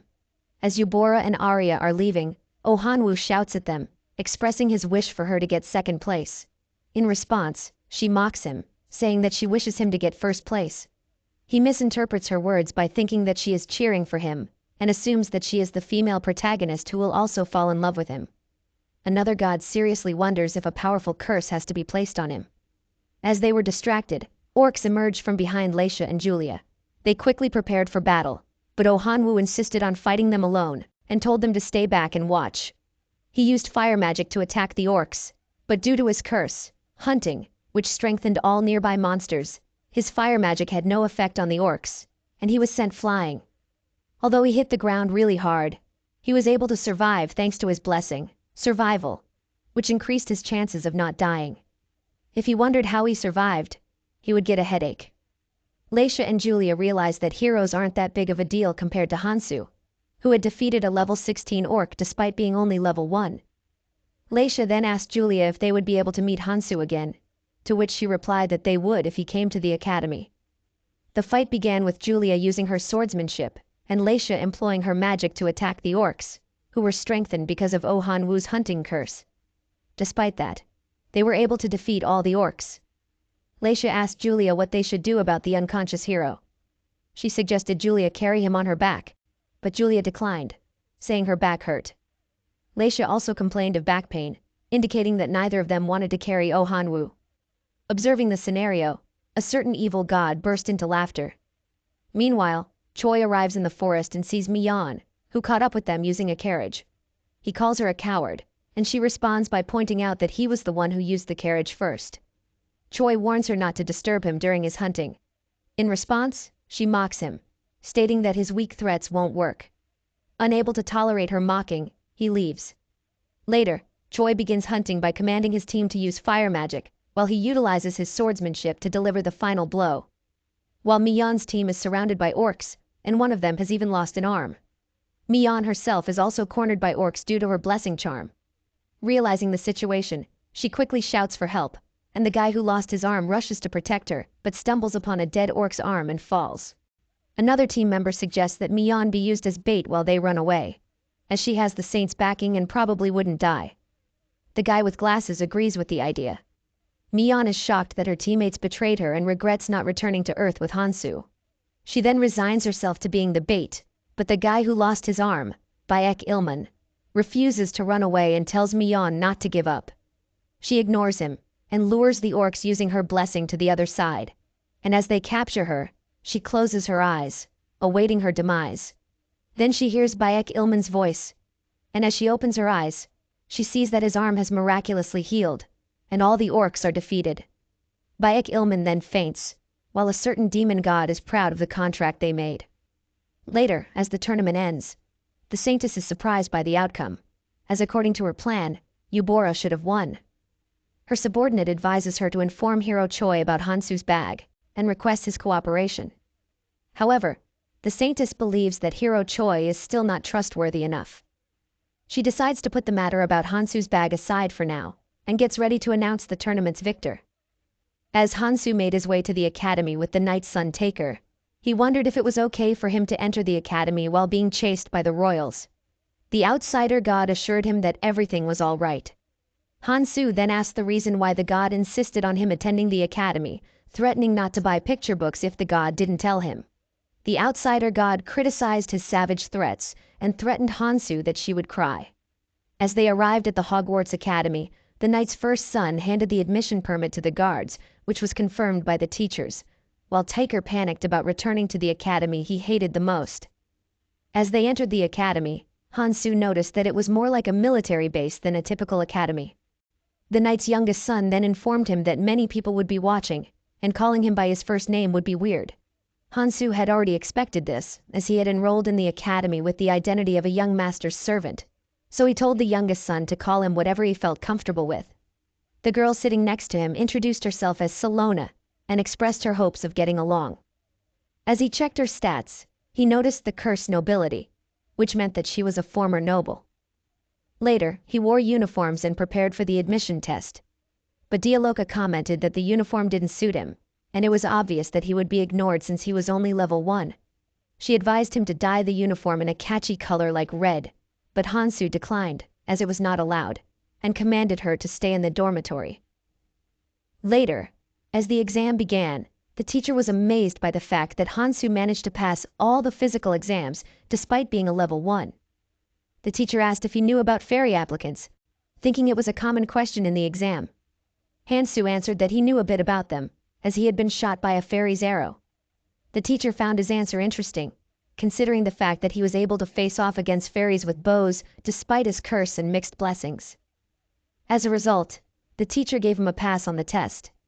As they shook hands, the teacher told him to always seek his help if anything happened, to which Hansu gracefully accepted and left. As he was heading to his dorm room, the outsider god urged him to go to the statue. Hansu inquired why, and the god replied that they liked the statue. Later, when he arrived in front of the statue, the knight's youngest son called out to him and informed him that it was a statue of the hero Padonicus, who was summoned in ancient times. Then suddenly, a senior called out to Hansu and told him to hang the cloth. Hansu questioned what was on it, and the senior replied that it was for welcoming the heroes who would be attending the academy. He quickly realized that the heroes were his former classmates. As he started to panic, the outsider god assured him that everything was still all right, and that the other gods weren't around. If the classmates arrived, Hansu would meet the goddess and the other gods, although he planned to avoid meeting them until he grew stronger. However, he decided to trust the outsider god, which made the god really happy. Suddenly the senior called out to him again and told him something that he didn't understand. Then the guy grabbed Hansu by the collar and took him somewhere where he saw another freshman student getting bullied. The guy then pinned Hansu to the wall and informed him that they were in a place where even the staff doesn't come, meaning there was no surveillance either. Hansu took the opportunity and grabbed the guy by his neck, summoning a portal from which he took out a hammer and used it to hit the guy in the head. He then went to the other senior who was beating up a freshman and also grabbed her by the neck. He told the freshman to leave, and as he did, Hansu began to beat the seniors. Later at night, he arrived in the dorm and saw Dialoka on the bed. He asked her that if she were to take up the entire bed herself, where would he suppose to sleep? She replied that she was just making sure that Salona didn't take the window bed. Hansu was shocked to learn that in the academy, they allowed boys and girls to stay in the same room. He then asked Dialoka where she would be sleeping, to which she informed him that ordinary slaves were supposed to sleep on the floor. Since she was not ordinary, she would sleep next to him. However, he quickly declined and planned on sleeping somewhere else. He then told her to follow him somewhere, to which she happily agreed, and asked where. He informed her that they would sneak into the academy late at night. Later, Hansu and Dialoka arrived at a hotel to look for the senior who could help them sneak into the academy. After finding the guy, Hansu explained that he needed his help to silently infiltrate the academy, and offered him money. Although the guy agreed, he didn't trust Hansu because he had brought a high-level demon with him. He then told Hansu to leave the girl behind and go. Dialoka then kicked the guy in the face, causing others to rush in and attack her. But she easily managed to defeat them.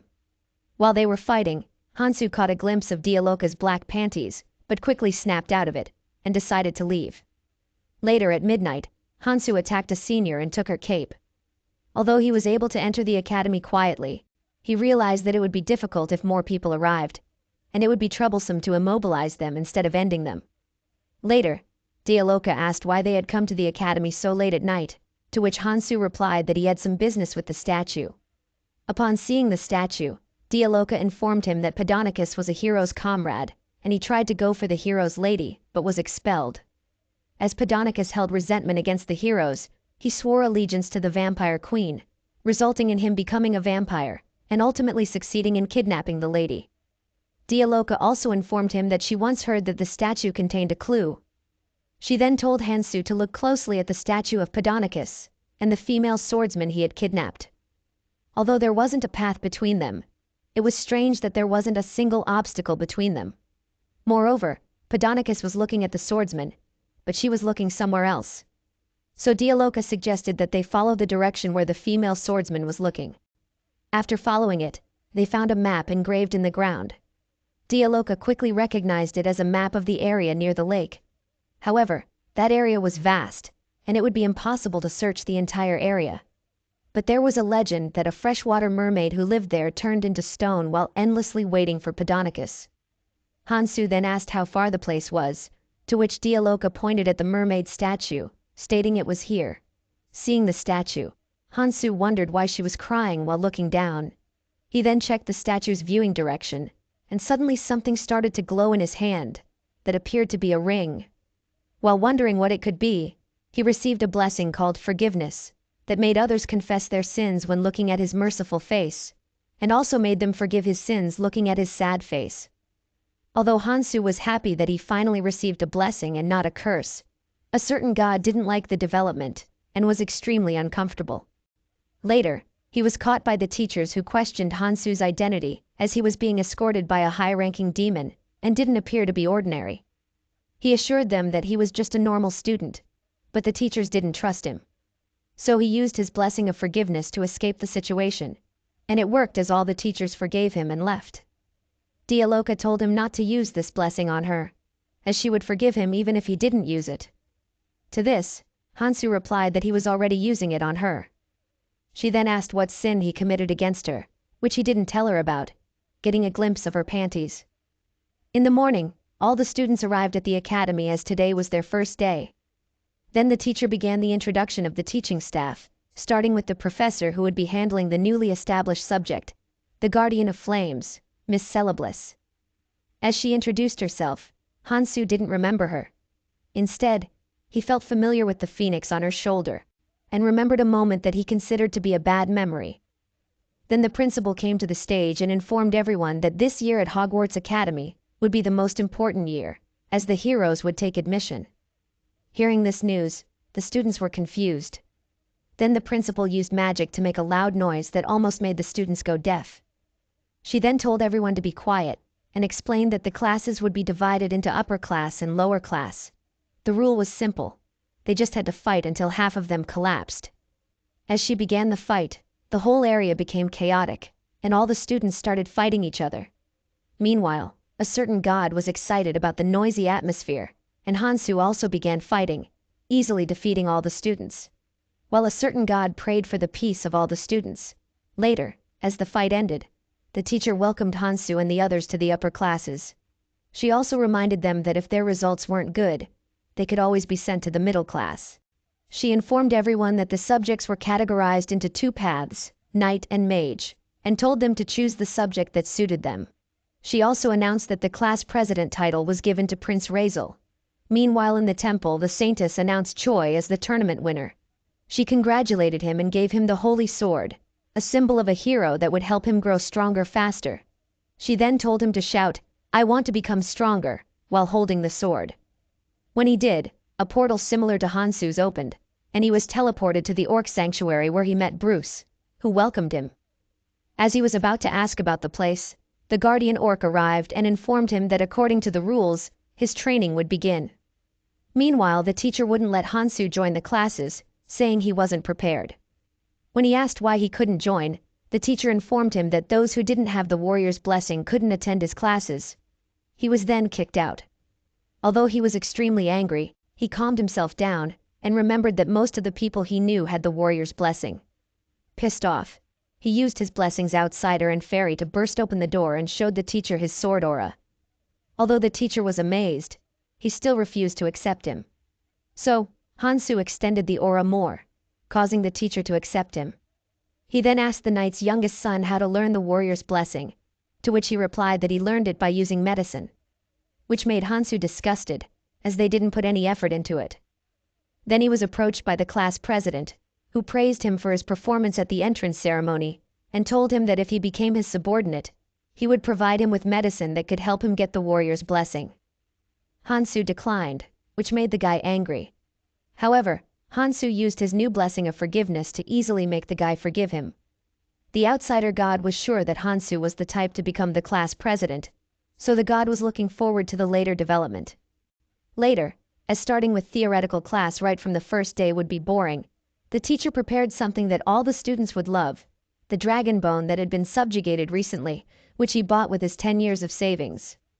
Hansu was surprised as he didn't expect to see this again and thought that the world was indeed small. After the classes, as Hansu and the others were discussing about the next class, 3 students called out to Hansu, and he quickly recognized them as the ones he sent to the lower class. He then told everyone to leave and decided to follow them as he was getting bored anyway. They led him to a place where Taker had been beaten up by the students who had lost to Hansu in the admission ceremony. It appeared that they wanted revenge for their humiliation. Hansu then opened a portal and took out a bone, easily defeating one of them, and challenged the other to come at him. The blonde-haired guy was shocked, as Hansu had been able to defeat the prince of the kingdom of Mercenary, who used heavy swordsmanship, a strong opponent against whom even he couldn't win. Hansu had also easily defeated the princess of the kingdom of Lake, who used her flexible body like a mermaid to deflect any attack. As there were only a few students left, Hansu provoked them, causing the guys to rush to attack him. But before they could do anything, his curse massacre and annihilation caused all the ghosts of the monsters who had died by his hand to appear and haunt the students. Hansu was confused as to why his curses had activated, and decided to end all of them quickly. Later, he went to Taker, who was pretending to be unconscious. Hansu told him to take the blame for defeating the royal students, as no one would believe that a level 1 could defeat them. Although the guy strongly opposed it, he had no other choice but to accept. Hansu then suspected that the guardian orc was spying on him, as he hadn't specified what he needed, but received a perfect bone with blood on it. A certain god asked for his opinion, but Hansu was sure the orc didn't send him something that he used to beat up others, as he had told the orc not to attack the natives who lived there. Meanwhile, in the orc sanctuary, Choi repeatedly lost to the orc and got beaten while the orc felt bored, as he needed to control his power while attacking him. The orc then told Choi to get up and start over again. Although Choi knew that the guardian orc was a different level from the other orcs, he thought that this training would make him stronger and believed himself to be the legendary hero. He rushed towards the monster with his delusion, but he was easily caught, causing his bone to shatter, and he received a headbutt. Then, the orc threw him into the air while launching a punch at him. Meanwhile, Kogmos wondered why Dialoka was with Hansu, and arrived at the goblin cave, where all the goblins welcomed him and called him the king. He quickly sensed something, and recognized the creepy feeling that indicated a saintess was nearby. As the students arrived in the forest, they came across goblins, and thinking they were just measly goblins, they rushed to attack them, only to fall into their traps. Mion used fire magic to easily defeat some of them, and the remaining goblins were defeated by Eubora and Arya. Princess Athena informed Eubora that goblins were indeed weaker than orcs, but they shouldn't let their guard down since the goblins moved in groups and were able to set up traps. She also thinks that the armor made of dragon's bone triggered the goblins, so she tried to figure something out and decided that she and Prince Alsus would accompany the hero to compensate for the reduced number of members. Later, Eubora analyzed the area and found many traps, and although most of them were simple, some of them were quite dangerous. Alsus then advised the students to prepare a camp for today, as night falls quickly in the forest. After finishing preparations, a knight informed Alsus that they found footprints near the traps, and there were traces of the traps being dismantled and rebuilt. As the enemy could be a human, or even worse, a demon, he instructed the knight to report the situation to the saintess. Some days later, at night, Mion used fire magic to defeat some goblins, while Eubora attacked a giant goblin, but found it difficult to cut through. She was then helped by Alsus, who ordered all the knights to raise their swords and protect the heroes, as the goblins' sneak attacks kept occurring every night, and it was better to be careful. Meanwhile, Kogmos was sitting on the throne while a goblin bowed in front of him. The goblin informed him that their situation was a little bad, which shocked him, as he didn't expect the goblins to stand a chance against the hero and get annihilated. He quickly figured out that it was all because of Hansu, who massacred the orcs and werewolves, causing the hero's training to be lacking. So they came here to find prey, which meant he only had to face newbie heroes. He then ordered the goblin to quickly gather and prepare for an attack. Later, the goblins started to destroy their supplies instead of attacking the heroes, and when Mion tried to attack them, they easily dodged her every attack. Then a blue goblin appeared and shouted something, causing all the goblins to retreat. Thinking it was the commander, Eubora tried to follow it, but the blue goblin was actually Kogmos, who had disguised himself as a goblin through his research with his slaves. He then used one of his abilities and shouted out loud, causing all the heroes to have headaches while the goblins rushed to attack them. Somehow, they managed to survive and arrived at the camp, where Mion was covered in bandages, while Eubora was so tired that she developed dark circles under her eyes. Alsus was confused about the fact that the number of goblins they had defeated was similar to last year, but the blue goblin was remarkably stronger, and they needed to find a way to deal with it for the sake of the knight who sacrificed his life. Then, Princess Athena informed them that the saintess had found the real culprit, a demon hiding in the rock mountain. Meanwhile, the saintess was planning to accelerate the hero's growth through goblin hunting, but now they had lost a knight, and his corpse hadn't even been found. Despite all that, she still thought that this would be a great experience for the heroes, and ordered her subordinates to pay close attention to them, as she could resurrect dead people, but couldn't do anything about their state of mind. She then went into the goblins' forest, a wasteland, and used her blessings to grow plants there, which solved their food issue for now. But it was still meaningless to stay there, so she told her subordinates to prepare the heroes to get rid of the demon culprit. Meanwhile, Kogmos noticed the changes in the forest, and was angry as to why the saintess was intervening. While he was thinking of a way, his slaves asked if he had any plans, to which he shouted at them and told them to shut up. He knew that the goblin and he would end up dying no matter what, but it would be possible to save the human girls. He thought to himself how ridiculous it was for someone who had always prioritized his life over everything else, and now trying to sacrifice his life to save humans. Meanwhile, Mion reached level 13 while hunting and planned to catch up with Eubora. However, she was troubled by the fact that she was deep inside the forest and out of mana.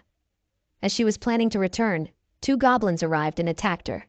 At the same time, Hansu was following the direction indicated by the ring's light, which suddenly disappeared, indicating his arrival at the destination. He was then attacked by fire magic from above, which turned out to be from the magic teacher who scolded him. Hansu used his blessing of forgiveness, and the teacher forgave him, explaining that it was the magic shooting range. Hansu then encountered Leisha, whom he didn't recognize at first, but then remembered her, and called her Leia. Leisha corrected him, stating that her name is Leisha, not Leia. This made Hansu angry, adding to his growing list of bothersome situations. Leisha asked Hansu what he was doing in the magic shooting range, and if he wanted to learn magic.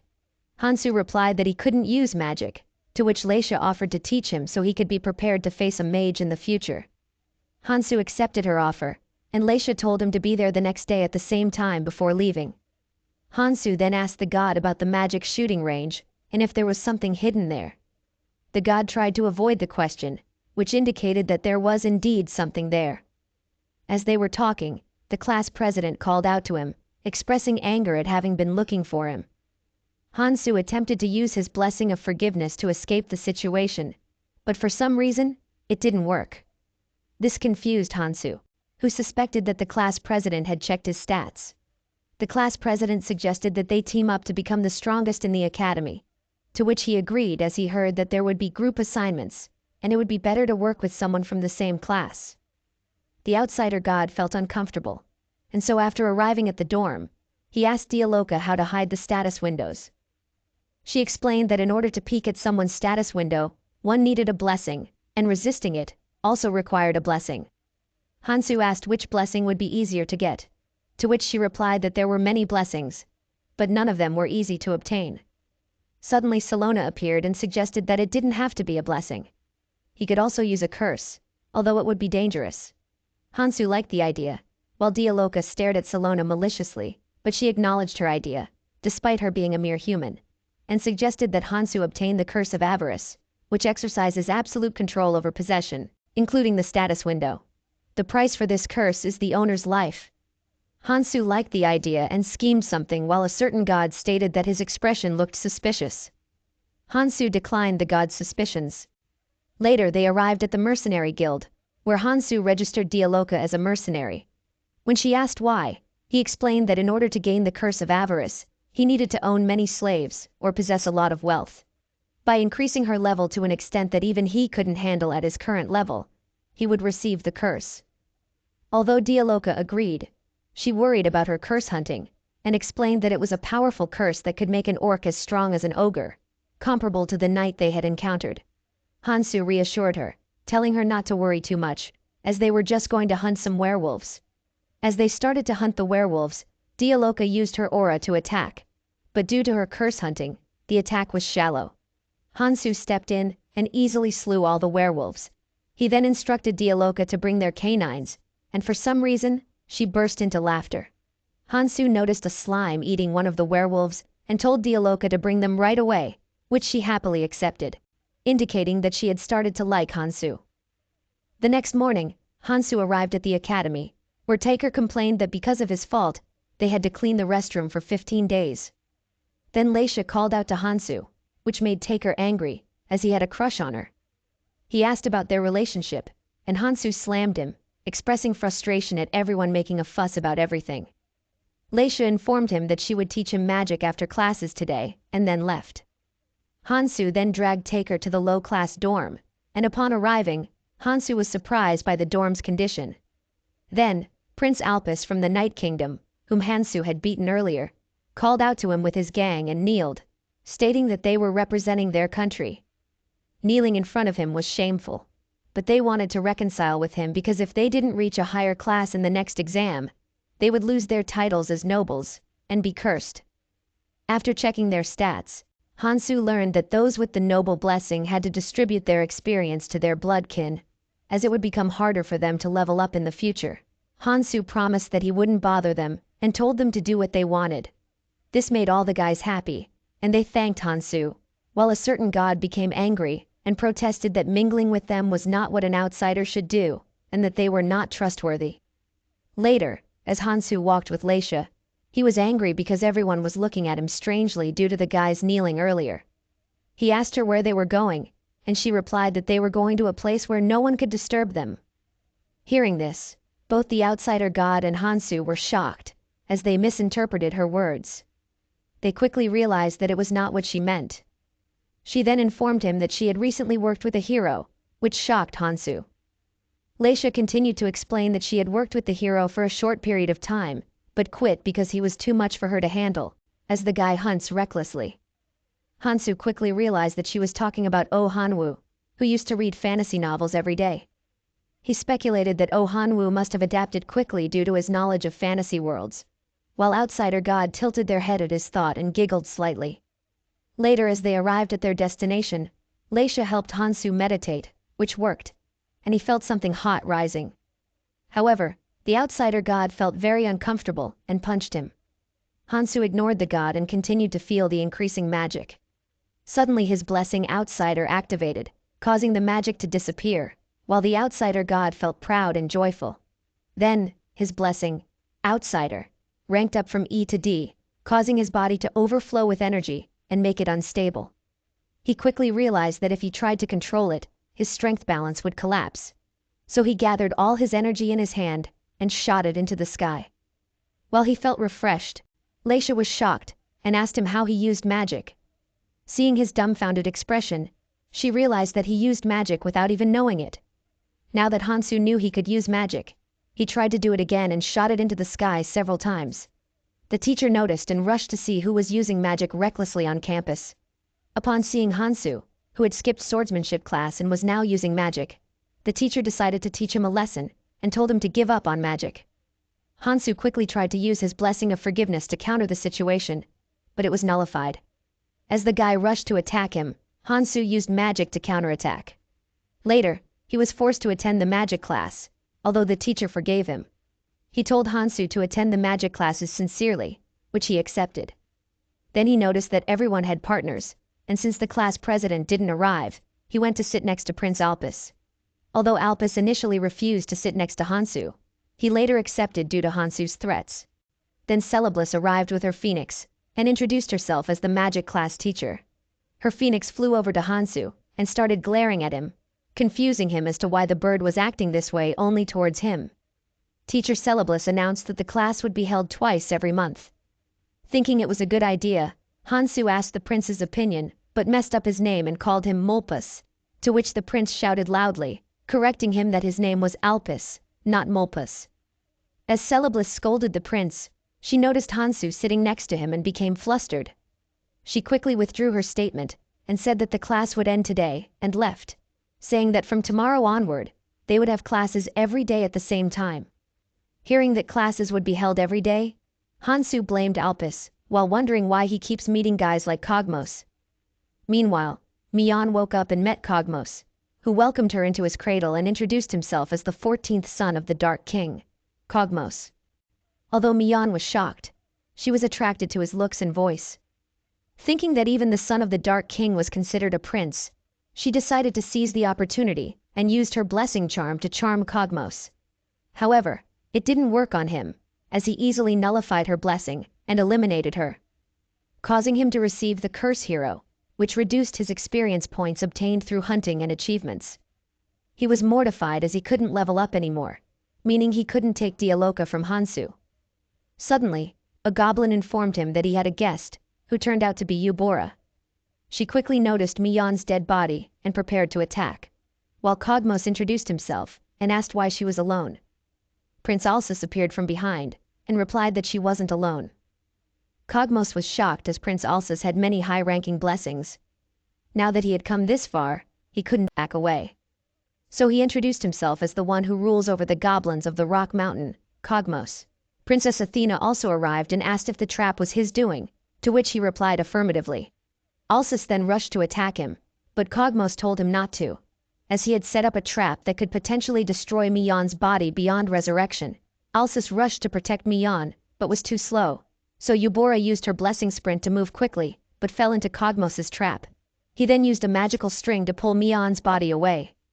As Eubora was in trouble, Alsus pushed her away, placing himself under the trap.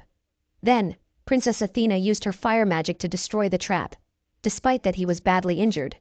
However, Cogmos's trap didn't end there, as he brought out 2 giant crossbows and threw Mii onto the other side, but Eubora managed to save her. As she looked behind, she saw Alsus covered in arrows, and Cogmos respected him for sacrificing himself to save a hero's life.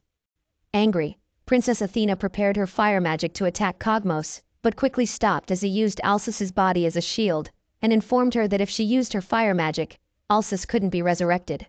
While she was distracted, he shot an arrow through Alsus's cape, causing her demise. He then went to Eubora, who called him a coward. He replied that it was they who brought an entire knight unit just to slay some goblins, and he was only at level 22 while she was at level 19. But her standards of blessing were way higher than his, so if she hadn't let her guard down, it would have been him who would have ended up dead. He then advised her that in war, where everyone is an enemy, one should not be picky about the means and methods when their life is on the line. She accepted the advice and rushed to attack him, but he quickly blocked it. Then he took off his suit that was made of dark magic and used it to wrap around her body, which made her unable to move, and as she couldn't breathe, she closed her eyes and thought about Hansu. Suddenly the saintess appeared from above, stating that this was not the kind of ending she wanted and saying that Demon Cogmos had crossed the line.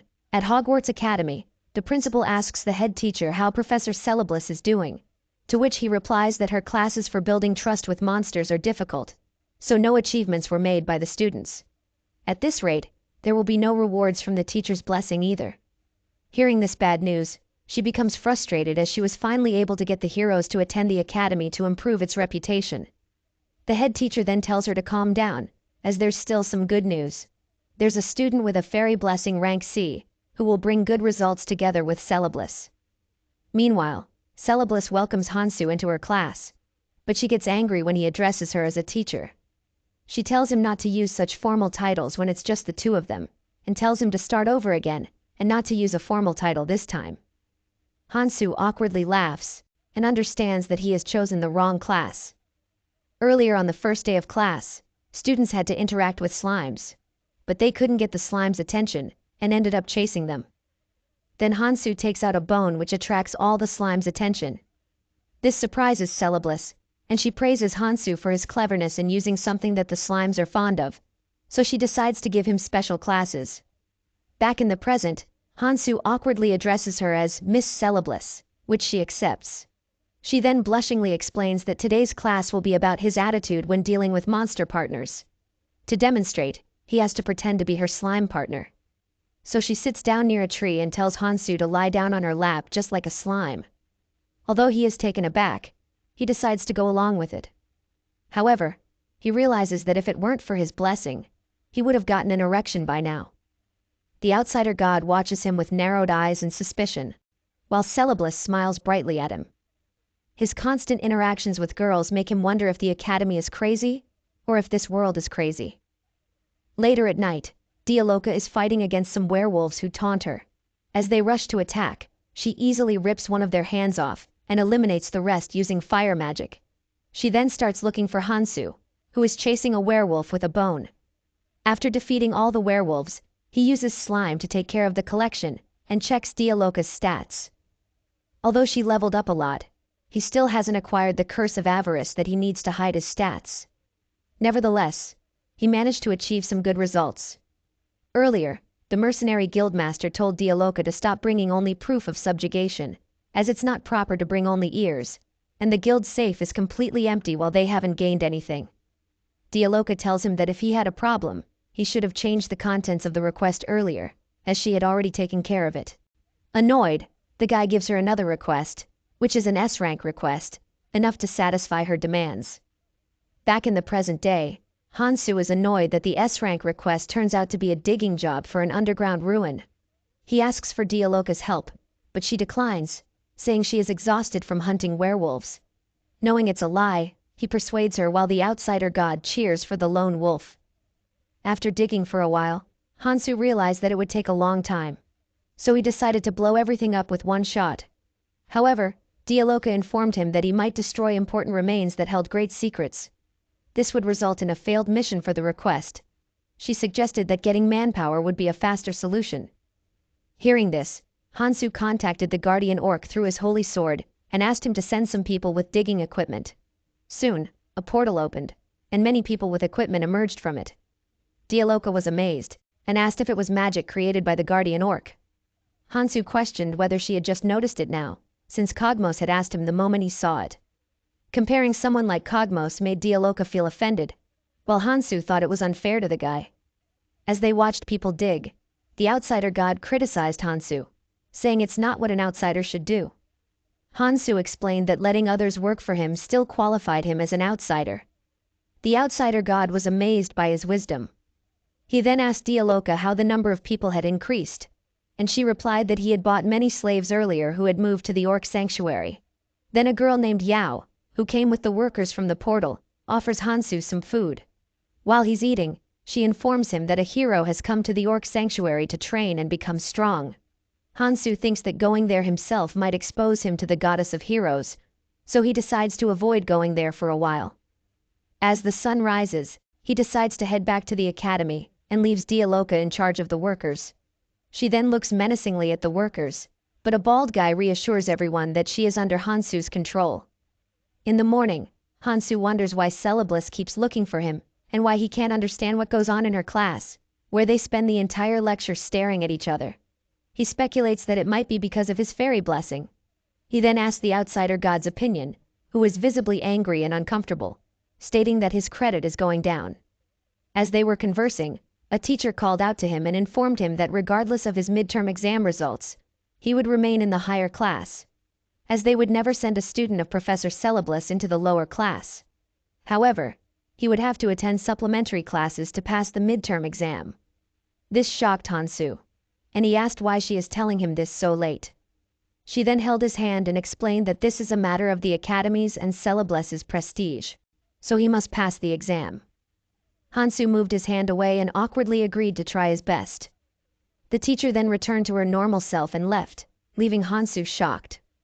While the outsider god saw it as a perfect opportunity to punish Celebliss, but Hansu tells her not to, as shaming her would also shame him and expose his lack of capability, meaning that the outsider god who gave him the blessing is also incapable. The outsider god calls it all nonsense, but now that he has to attend supplementary classes, he aims for the top result to easily pass the midterm exam, to which the outsider god agrees. Later, he arrives at the digging area where Dialoka smelled Hansu and asks why he reeked of a female fairy. He told her to quit talking nonsense and follow him, to which she happily complied. They later arrived at the forest, and Dialoka asked why they were here and why they were so high up. He explains that they're here to catch a powerful monster, and he's hiding to make capturing it easier with a surprise attack.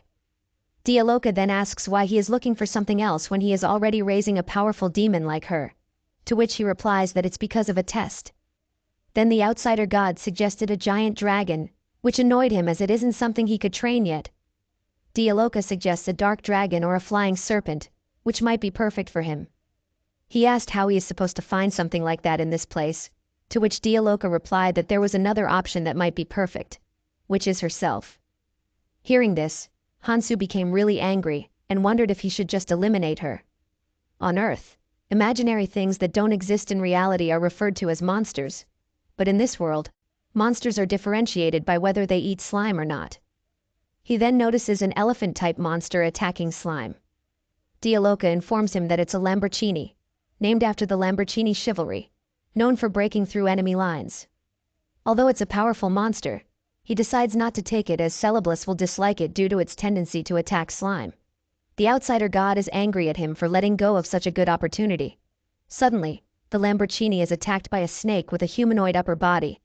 After easily eliminating the Lamborghini, the snake notices Hansu and decides to take him for herself. This angers Dialoka, who jumps down from the mountain to confront it. As the fight begins, Dialoka grabs the snake's tail and starts gathering mana into her hand. Then she uses it to continuously punch the snake. As she prepares to eliminate it, Hansu suggests that they can train the snake since it can speak. While Dialoka is distracted, the snake takes the opportunity to escape, but is attacked by something else, which makes the outsider god happy and states that it's a cute dragon. Examining the dragon up close, Hansu notices it's different from the dragon he had seen earlier. Dialoka explains that it's a different breed from the dragon king Alkaiser.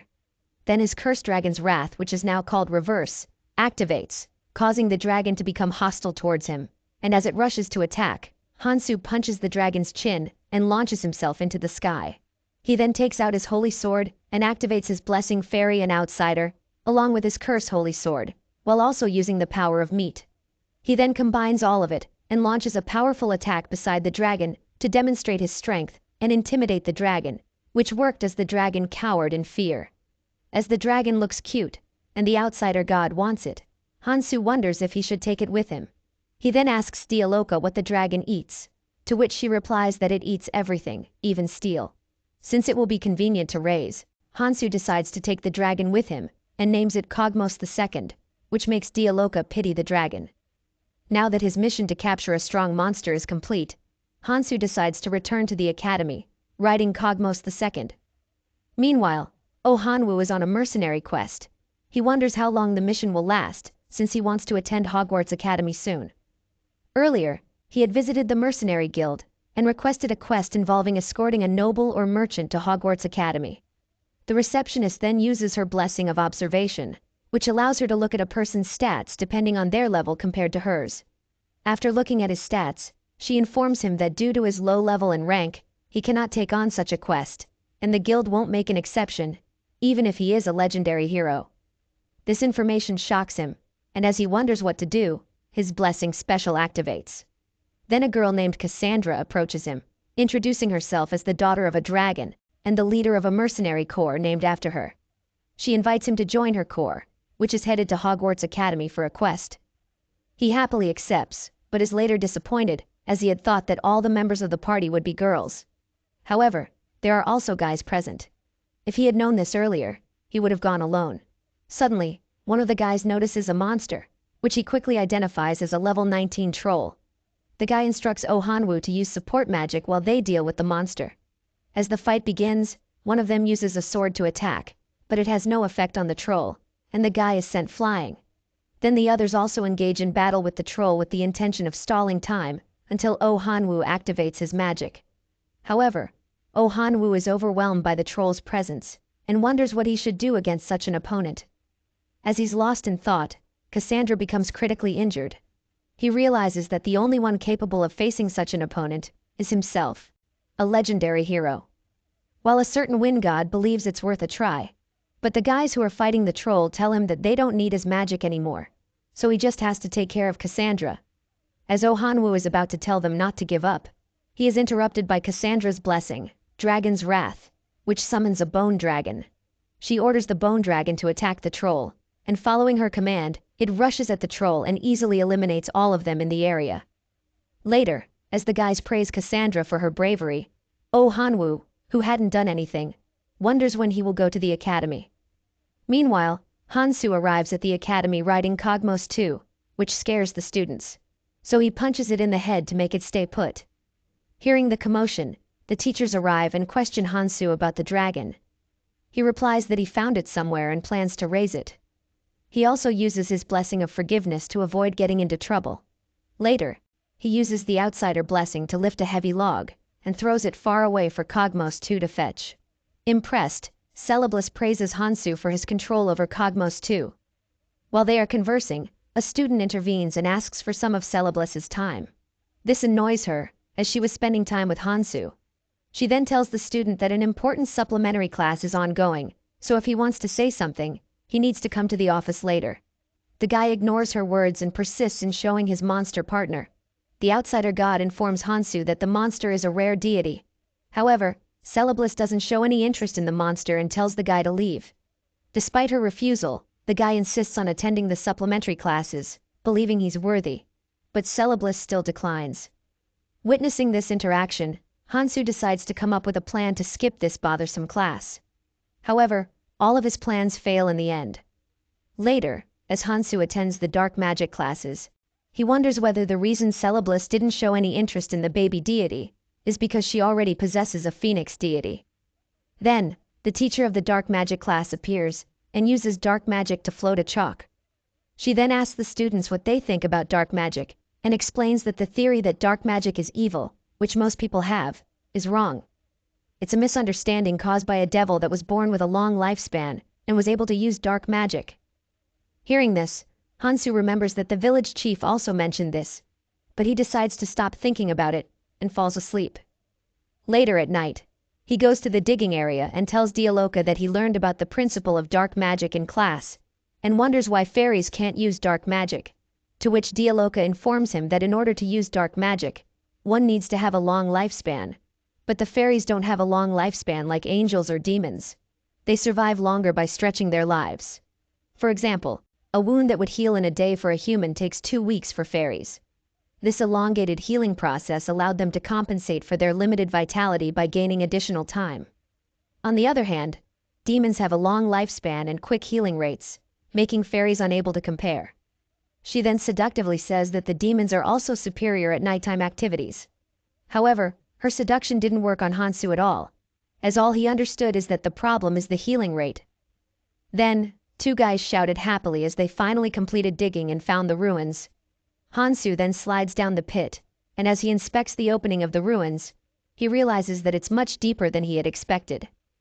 Dialoka asks if he would enter immediately, to which he replies affirmatively and asks if she would like to join him. She happily accepts, and then the 2 of them jump into the ruin.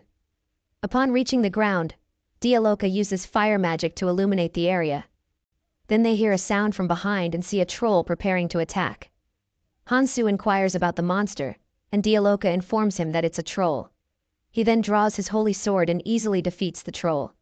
Then 2 more trolls appear, but Hansu defeats them effortlessly as well, though he's annoyed that his clothes are covered in their body fluid.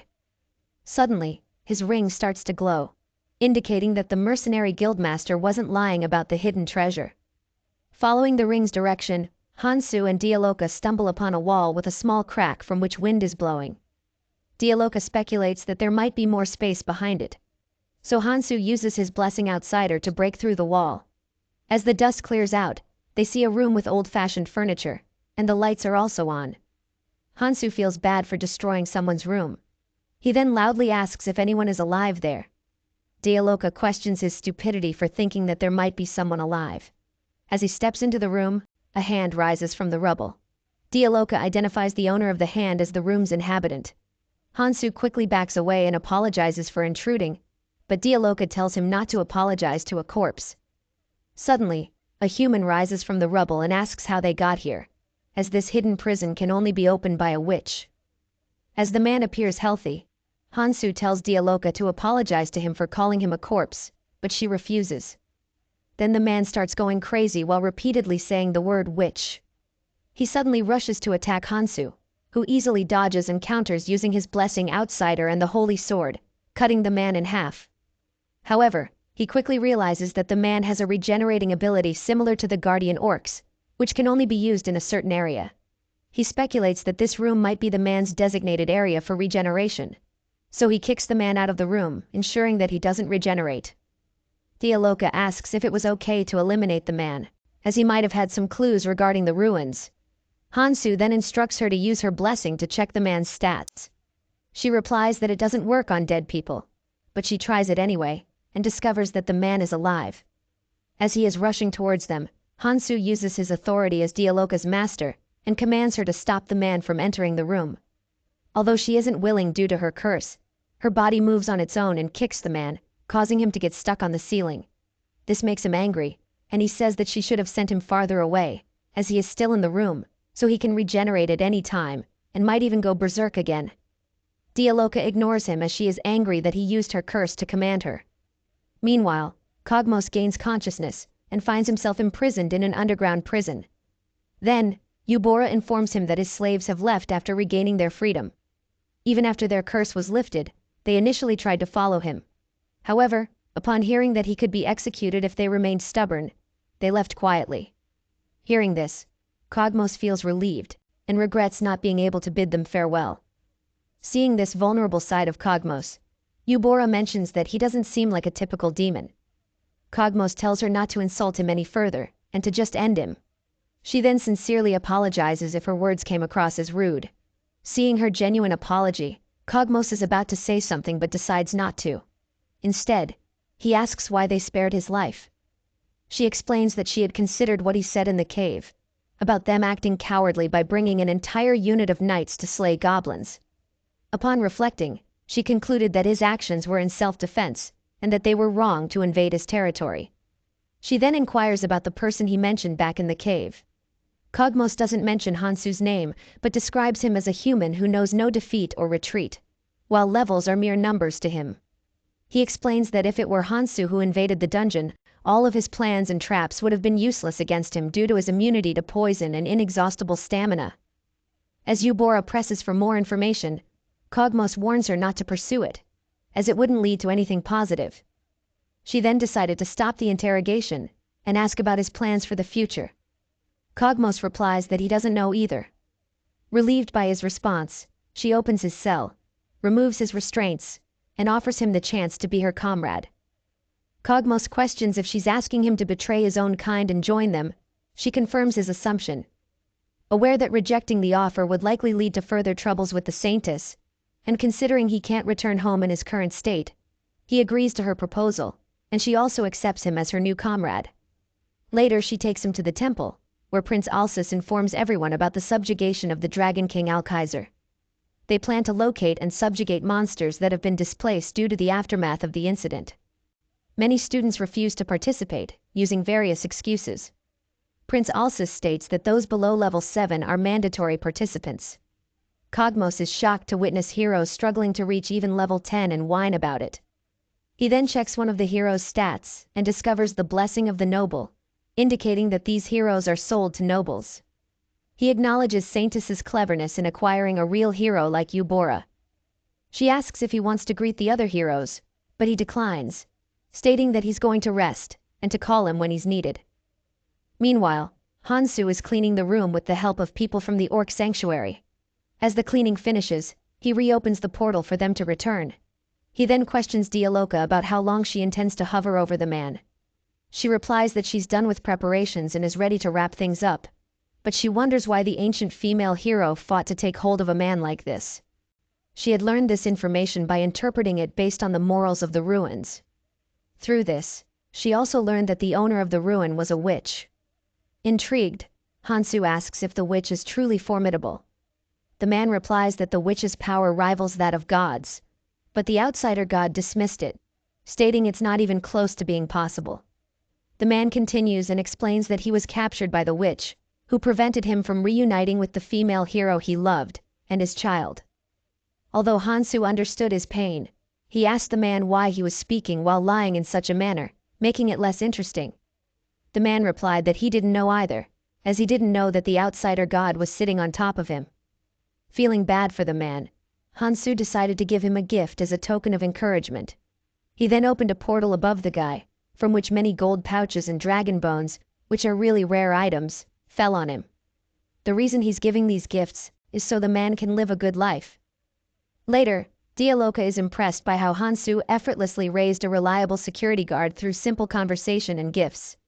And as the man was moved by Hansu's actions, he will surely protect this place and prevent further mercenary guild follow-ups until they obtain the ruins' treasure.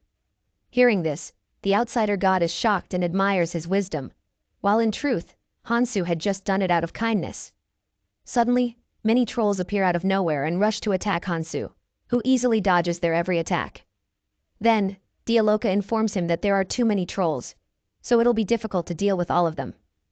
Agreeing with her, he picks her up, and as she blushingly asks what he is doing, he replies that he doesn't want to lose another translator. He then comes up with an idea, and although it's bothersome, he decides to do it anyway. He activates his blessings of Outsider and Fairy, along with his curse reverse, to simultaneously summon bone dragons. These dragons are initially hostile toward him, but upon seeing the trolls, they become confused. The trolls then started to attack the bone dragons, while Hansu took advantage of the chaos to eliminate all of them at once. Later, when all the chaos has settled, Hansu asks Dialoka if she is alive, to which she blushingly replies that she is indeed alive, but her ability for self-restraint is dead. She then grabs Hansu's collar, pulls him towards her, and kisses him.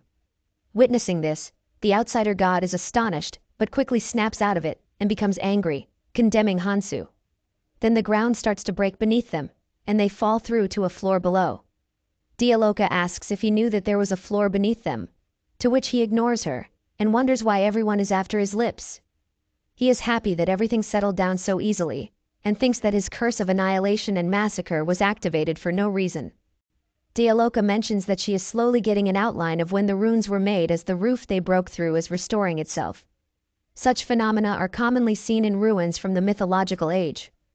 Hansu asks if it's similar to the guardian orc and the man they had met earlier, to which she replies affirmatively, informing him that even the saintess can resurrect people. However, she cannot bring things back to life, like bringing a sculpture back to life. And when the flesh dies, it wounds the soul.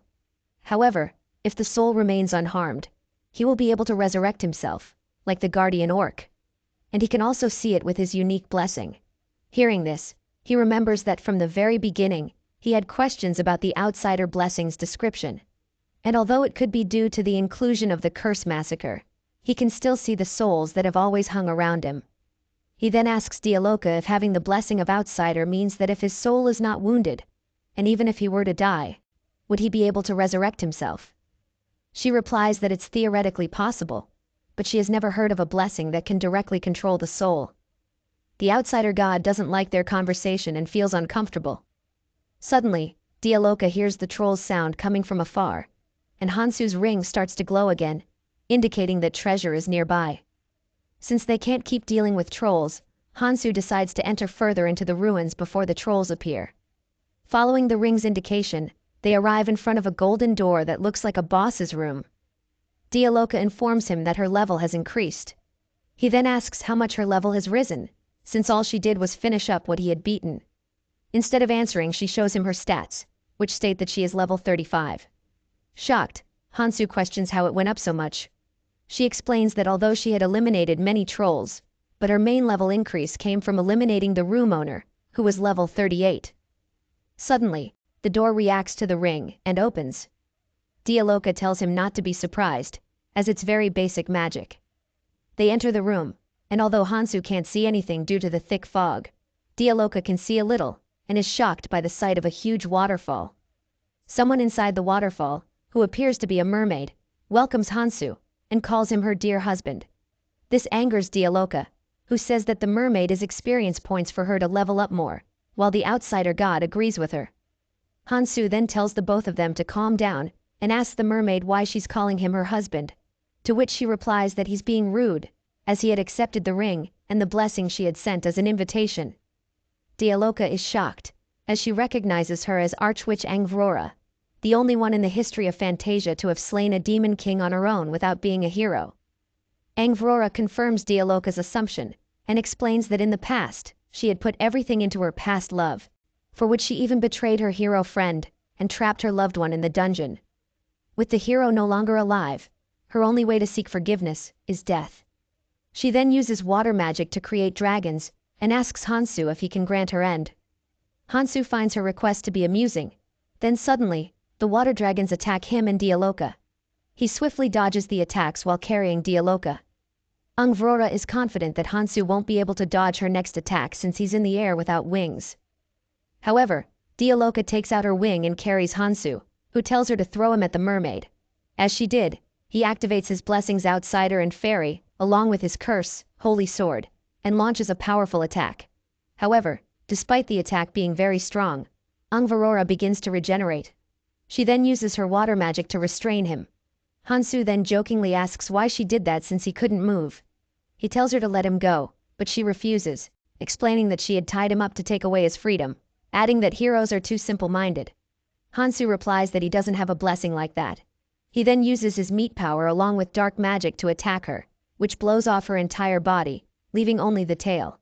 However, she instantly regenerates her entire body and praises Hansu for his powerful dark magic, while expressing her wish for every part of him to fall for her. Hansu realizes that he can't defeat her inside the dungeon, as her regeneration ability is similar to the guardian orc whose ability only works in a designated area. So he comes up with a plan. He uses his blessings of the outsider and the fairy, along with his curse holy sword, while also gathering mana and launches a similar attack as before. But this time his intention isn't to eliminate her. Instead, he wants to send her out of her designated area so that she can't regenerate anymore. He then opens a portal and throws her remains inside, teleporting her far away from the ruins. Although Hansu is happy that he was finally able to defeat her, He quickly realizes that he had sent her to the Orc Sanctuary, which is also a ruin. Dialoka assures him that it won't be a problem, as the Guardian Orc hadn't reported any issues. In fact, they have another problem. Hansu inquires if it's about the treasure, to which Dialoka informs him that if what Ungvarora had sent as a gift was a blessing, it means that these ruins don't have any treasure. And since the Ruin Master isn't present at the ruins, it won't be able to maintain its function anymore. This means the ruin could fall apart at any time. Then suddenly, the ground starts shaking, and both of them quickly start running away, as the ruin is really collapsing. This makes Hansu angry, saying that Dialoka should have informed him earlier.